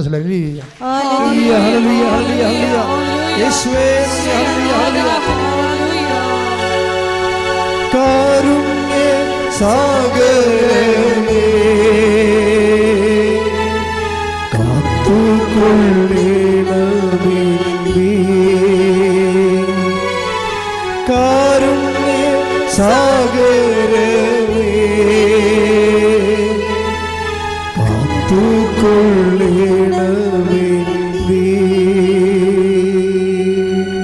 നമ്മൾ പറയുന്ന അയാൾ ആ മുറിവിലൊഴിച്ച എണ്ണയില്ലേ, ആ സമരക്കാരൻ എൻ്റെ ആ വഴിവെക്കിൽ മൃതപ്രമായി കിടന്ന മനുഷ്യൻ്റെ വ്രണങ്ങൾ എന്താണ് ഒഴിച്ചത്? എണ്ണയും വീഞ്ഞും. അതാണ് ഈ സൽപ്രവൃത്തികളെന്ന് പറയണത്. മനസ്സിലായില്ലേ? നമ്മൾ ചെയ്യുന്ന സൽപ്രവൃത്തികളുടെ പ്രതീകാത്മകമായ സുവിശേഷ വചനമാണ് എണ്ണയും വീഞ്ഞുമെന്ന്. ചില സമയത്ത് നമ്മൾ അതുകൊണ്ടാണ് ഈശോ പറയണത്, ഒരു ഭയങ്കര ബുദ്ധിമാന്മാരായിരിക്കും പക്ഷെ വിവരം ഉണ്ടാകത്തില്ലെന്ന്. ഭയങ്കര ബുദ്ധിമാന്മാരായിരിക്കും മനുഷ്യന്മാരുടെ കൂട്ടത്തിലേ. സാധാരണ മനുഷ്യരുമുണ്ട്, കുറച്ച് ബുദ്ധി കൂടിയ ആൾക്കാരുണ്ടല്ലോ. അപ്പം അവരെല്ലാം ചെയ്യണത് നമ്മളെന്ത് കൊടുക്കുന്നു, നമുക്കെന്ത് കിട്ടുന്നു, അതിനൊരു അംശം അങ്ങോട്ട് കൊടുക്കുന്നു. നമ്മളൊരു ദൈവമായിട്ടൊരു ബിസിനസ്സിലാണ് നമ്മൾ ചെയ്യണത്. കാരണം നമ്മൾ പറയും അനിയത്തിയുണ്ട്, ചേട്ടത്തിയുണ്ട്, ചേട്ടനുണ്ട്, അവരൊക്കെ ഈ അമ്മ പറ്റത്തില്ലേ, പിന്നെ എനിക്ക് മാത്രം എൻ്റെ ബെറ്റർക്ക് എന്ത് മാത്രം അമ്മ വന്ന് അത് കണക്ക് പറയില്ലേ. മിണ്ടാണ്ടിരിക്കാനാണ് എപ്പോഴും നല്ലത് കേട്ടോ. അപ്പോൾ ഉള്ളത് ചെയ്തതുപോലെ ഇല്ലാണ്ടാവും. നമ്മളുടനെ പറയത്തില്ലേ, ആശുപത്രി പോയി നിൽക്കുമ്പോൾ, അമ്മയുടെ കൂടെ ആശുപത്രി പോയി നിൽക്കുമ്പോൾ പറയത്തില്ലേ, ഞാൻ മാത്രമുള്ള അനിയത്തിയുണ്ട്, അവൾ വന്ന് നിൽക്കണില്ല, അവൾ ടീച്ചറാണ്, മൂർത്തി ചേടത്തിയുണ്ട്, അവിടെ കാനഡയിൽ പോയിരിക്കുകയാണ്, അവളിങ്ങനെ വരത്തിരിക്കുക, പിടിക്കത്ത് പോയില്ല, ഞാൻ മാത്രമാണ് എൻ്റെ പള്ളിക്കാണ് എല്ലാം കിടക്കണമെന്ന്.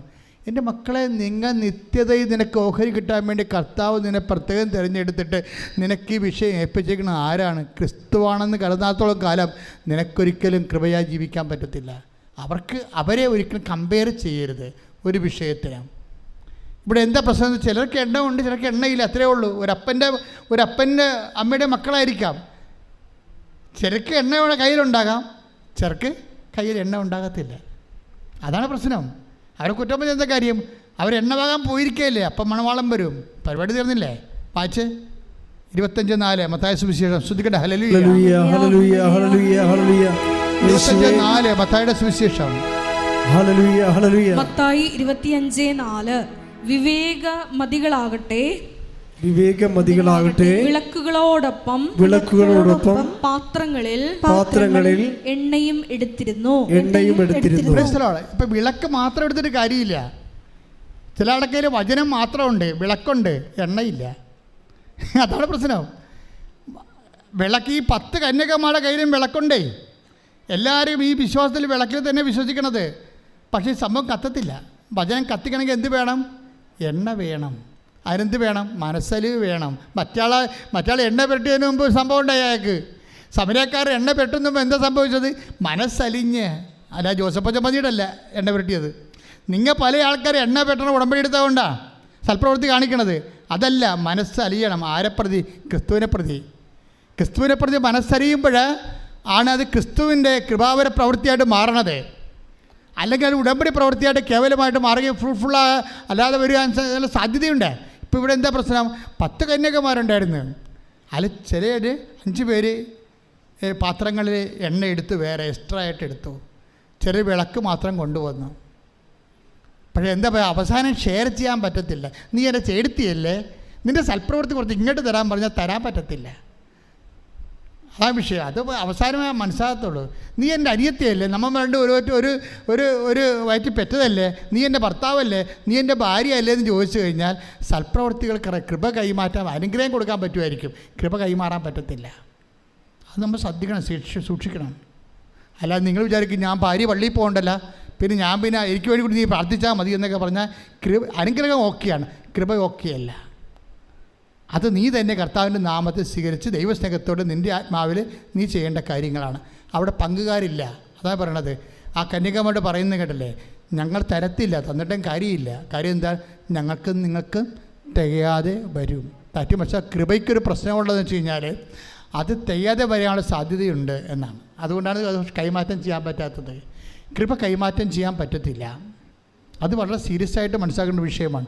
അതുകൊണ്ട് നീ 10 പത്രം കൂടുതൽ കൊടുത്താൽ അതിൻ്റെ കർത്താവിൻ്റെ നാമത്തിലാണ് കൊടുത്തിരിക്കണമെങ്കിൽ അതിൻ്റെ കൃപ നിനക്കാണ് ലഭിക്കണത്. അതുകൊണ്ട് ഇവിടെ വെച്ച് നീ കൃപയുടെ കോടീശ്വരനാകാൻ നോക്കണം.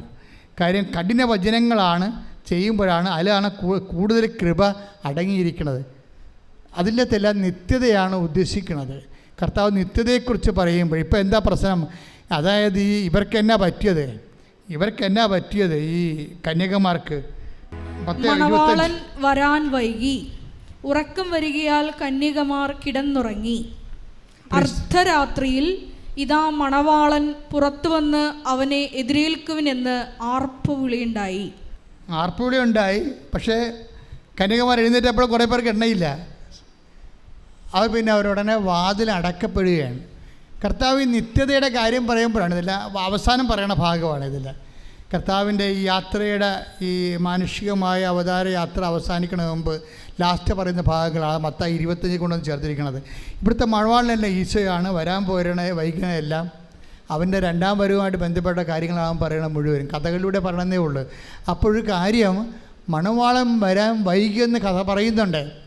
സെൻറ്റ് പോളിനൊക്കെ പറഞ്ഞ അബദ്ധം, ഇത്തിരി കൂടി പരിശുദ്ധാത്മാവ് ഉണ്ടായിട്ടെങ്കിലേ കർത്താവ് വരാൻ വൈകുമെന്ന് മനസ്സിലാകുമായിരുന്നു. ശരിക്കും അവരിപ്പോൾ വരുമെന്ന് പറഞ്ഞുകൊണ്ട് ആദ്യകാലങ്ങളിരുന്ന് ഇപ്പോൾ വരും കർത്താവ്, ഇപ്പോൾ വരുമെന്ന് പറഞ്ഞു.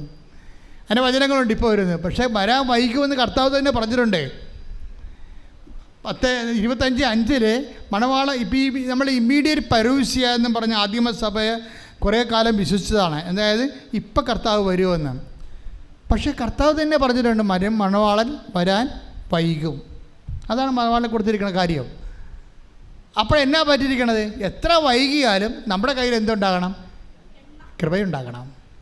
നമ്മുടെ കയ്യിൽ കൃപയുണ്ടാകണം. നമുക്ക് കൃപാവര പ്രവൃത്തികൾ ഉണ്ടാകണം. അതുകൊണ്ട് എന്താണ്?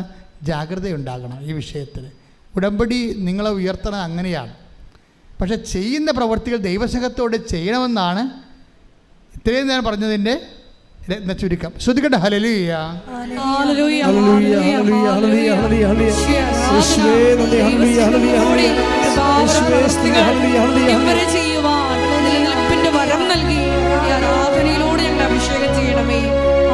എല്ലാവരും എഴുന്നേൽക്കുക. അച്ഛൻ പ്രാർത്ഥിക്കുമ്പോൾ വിശ്വാസത്തോടെയും സന്തോഷത്തോടെയും പ്രാർത്ഥിച്ചുകൊണ്ട് സ്തുതിച്ചുകൊണ്ടിരിക്കണം. ഈ സമയം ഒരു വല്ലാത്ത സമയമാണ്. കർത്താവിൻ്റെ കൃപ അനേക മക്കളിലേക്ക്, എല്ലാ രാജ്യങ്ങളിലേക്കും കർത്താവ് തന്നെ വിളിച്ചപേക്ഷിക്കുന്നവരെ സഹായിക്കുന്ന കൃപയാണ്. അത്തരം സാക്ഷ്യങ്ങൾ നമ്മൾ ഒത്തിരി കേട്ടിട്ടുണ്ട്. ആരാധന നടക്കുന്ന സമയം, അമ്മ മാതാവ് ജീവനോടെ പ്രത്യക്ഷപ്പെട്ട സമയം, ദുരന്തം ഉണ്ടാകാൻ പോകുന്ന പ്രാർത്ഥിക്കണമെന്ന് പറഞ്ഞ സമയം, ജീവിത ദുരന്തങ്ങൾക്കെല്ലാം പ്രതിവിധി പ്രാർത്ഥനയാണെന്ന് നമ്മൾ പറഞ്ഞത് പരിശുദ്ധ അമ്മയാണ്. അമ്മ മാതാവിൻ്റെ പ്രത്യക്ഷീകരണത്തിൻ്റെ അടയാളമായിട്ടാണ് നമുക്ക് ഉടമ്പടി പ്രാർത്ഥന ദൈവം നൽകിയത്.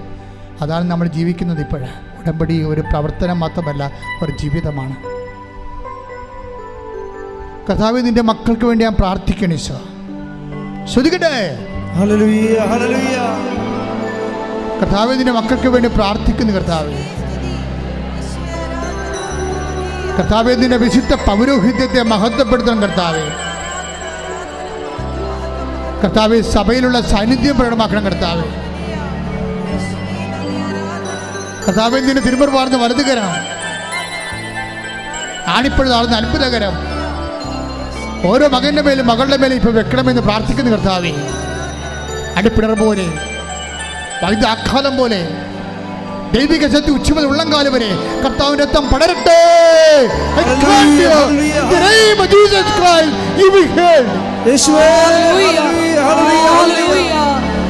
രോഗികളായ എല്ലാ മക്കളെയും തിരുത്താൽ കഴുകി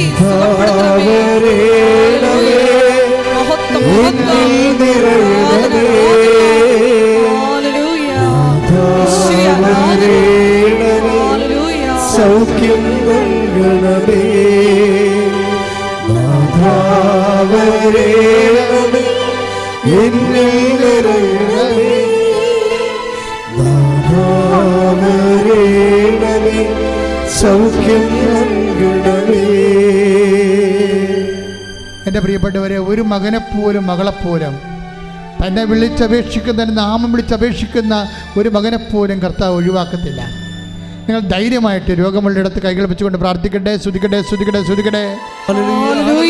കർത്താവിൻ്റെ ഉന്നതമായ നാമത്തില്, സഭയുടെ അധികാരത്തില്, കുരിശിൻ്റെ അടയാളത്തില്, ദൈവത്തിൻ്റെ ശക്തിയാൽ, ഈ അൾത്താറയിൽ നടന്ന 10,000 ആരാധന ശക്തിയാൽ മാരക രോഗങ്ങൾ, തീരവേദികൾ, ജീവിത ദുരിതങ്ങൾ എൻ്റെ കർത്താവിൻ്റെ ഉന്നതമായ നാമത്തിൽ മാറിപ്പോകട്ടെ. കർത്താവേ, നിന്റെ ശക്തി ഒഴുക്കണമേ കർത്താവേ, നിന്റെ രക്തം ഒഴുക്കണമേ കർത്താവേ.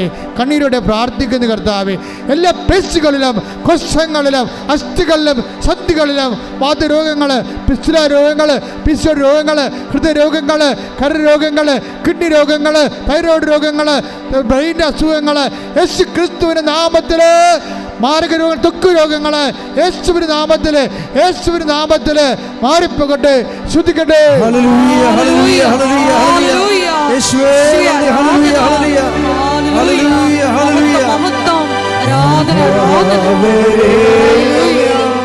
എന്നിൽ നിറയണമേ നാഥാ, വരേണമേ സൗഖ്യം നൽകണമേ നാഥാ, വരേണമേ എന്നിൽ നിറയണമേ നാഥാ, വരേണമേ സൗഖ്യം നൽകണമേ. പരിശുദ്ധ പരമദിവ്യകാരുണ്യത്തിന് സ്വർഗ്ഗത്തിലെ പരിശുദ്ധ പരമദിവ്യകാരുണ്യത്തിന് ആരാധനയും സ്തുതിയും പുകഴ്ചയും ഉണ്ടായിരിക്കട്ടെ. പരമദിവ്യകാരുണ്യത്തിന് ആരാധനയും സ്തുതിയും പുകഴ്ചയും ഉണ്ടായിരിക്കട്ടെ. അടുപ്പിണറിൻ്റെ സൗഖ്യത്തിൻ്റെ സമയമാണിത്. ദൈവികമായ കൃപ നമ്മളിലെ ഓളം മുട്ടുന്ന സമയമാണിത്. കർത്താവ് ഒരു മനുഷ്യനെ പോലും കണ്ണീരോടെ വരും കൈയോടെ പറഞ്ഞു വിടത്തില്ല. അവർ കണ്ണുനീരോടെയാണ് വരുന്നത്. ഞാനവരെ ആശ്വസിപ്പിച്ച് പറഞ്ഞേക്കുമെന്ന് പറഞ്ഞത് ദൈവത്തിൻ്റെ വചനമാണെങ്കിൽ ആകാശം മാറിയാലും ഭൂമി മാറിയാലും മാറാത്ത വചനം ഇപ്പോൾ നിന്നെ ആശ്വസിപ്പിക്കുന്ന സമയമാണ്. ശ്രദ്ധിക്കട്ടെ.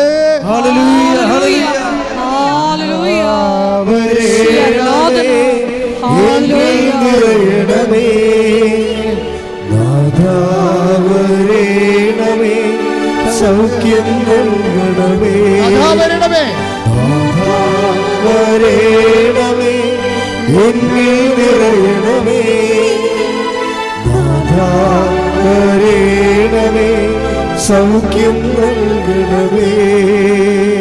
കൈകൾ കൂപ്പിക്കൊണ്ട് കർത്താവിനെ തന്നെ നോക്കിക്കൊണ്ട് പ്രാർത്ഥിക്കാം.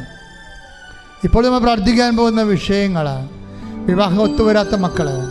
കൈകൾ കുപ്പി കണ്ണുകൾ തുറന്ന് കർത്താവിനെ നോക്കിക്കൊണ്ട് മനസ്സിൽ പ്രാർത്ഥിച്ചുകൊണ്ടിരിക്കുക. ഇപ്പോൾ നമ്മൾ പ്രാർത്ഥിക്കാൻ പോകുന്ന വിഷയങ്ങൾ വിവാഹം ഒത്തുവരാത്ത മക്കൾ, കുഞ്ഞുങ്ങളില്ലാത്ത ദമ്പതികൾ, പരസ്പരം വിഘടിച്ച് വഴക്കിട്ട് അകന്നുപോയി കോടതി കേസാകാൻ പോകുന്ന ദമ്പതികൾ, ജോലിയില്ലാത്തവർ, വീടില്ലാത്തവർ, വീട് സ്ഥലവുമില്ലാത്തവർ, മക്കൾ വിദേശങ്ങളിൽ പഠിക്കാൻ പോയിട്ട് അവർക്ക് പരീക്ഷ എഴുതാൻ പറ്റാതെ നിൽക്കുന്നവർ, അവർക്ക് ജോലി കിട്ടാത്തവർ, PR കിട്ടാത്തവർ, അവർക്ക് വാടക വീട് പോലും കിട്ടാതെ അലയുകയും ഇപ്പോഴും ഇവിടുന്ന് പൈസ അയച്ചു കൊടുത്തുകൊണ്ടിരിക്കുന്നവർ, നാട്ടിൽ ജോലിയില്ലാതെ വിഷമിക്കുന്നവർ, വളരെ സാമ്പത്തികമായ തകർച്ചകളിലൂടെ കടന്നു പോകുന്നവർ, സ്ഥലം വിൽക്കാനുള്ളവർ, വിൽക്കാൻ പറ്റാത്തവർ, രക്ഷപ്പെടാനോ വീട് സ്ഥലവും പോലും ഇല്ലാത്തവർ, എല്ലാം കൊണ്ടും തകർന്ന് തരിപ്പണമായി ഞെരിഞ്ഞമരുന്നവർ.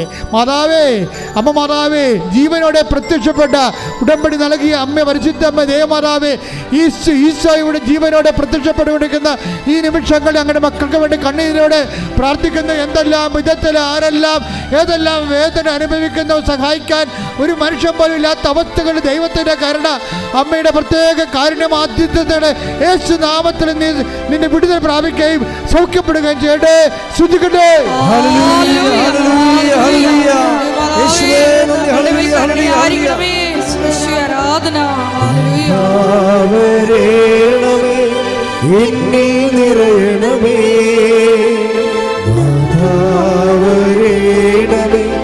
സൗഖ്യം നൽകണമേ വരേണമേ എന്നിൽ നിറയണമേ നാഥാ, വരേണമേ സൗഖ്യം നൽകണമേ. മുട്ടി നിൽക്കുക. മൗനപ്രാർത്ഥനയുടെ സമയമാണ്. അച്ഛൻ വിട്ടുപോയ വിഷയങ്ങൾ, എൻ്റെ മക്കളുടെ സ്വകാര്യ കാര്യങ്ങൾ കണ്ണീരോടെ മാതാവിൻ്റെ മധ്യസ്ഥ ഈശോയ്ക്ക് സമർപ്പിക്കുക. ഓൺലൈനിലുള്ളവർ ഇപ്പോഴും അത് തന്നെയാണ് പ്രാർത്ഥിക്കേണ്ടത്.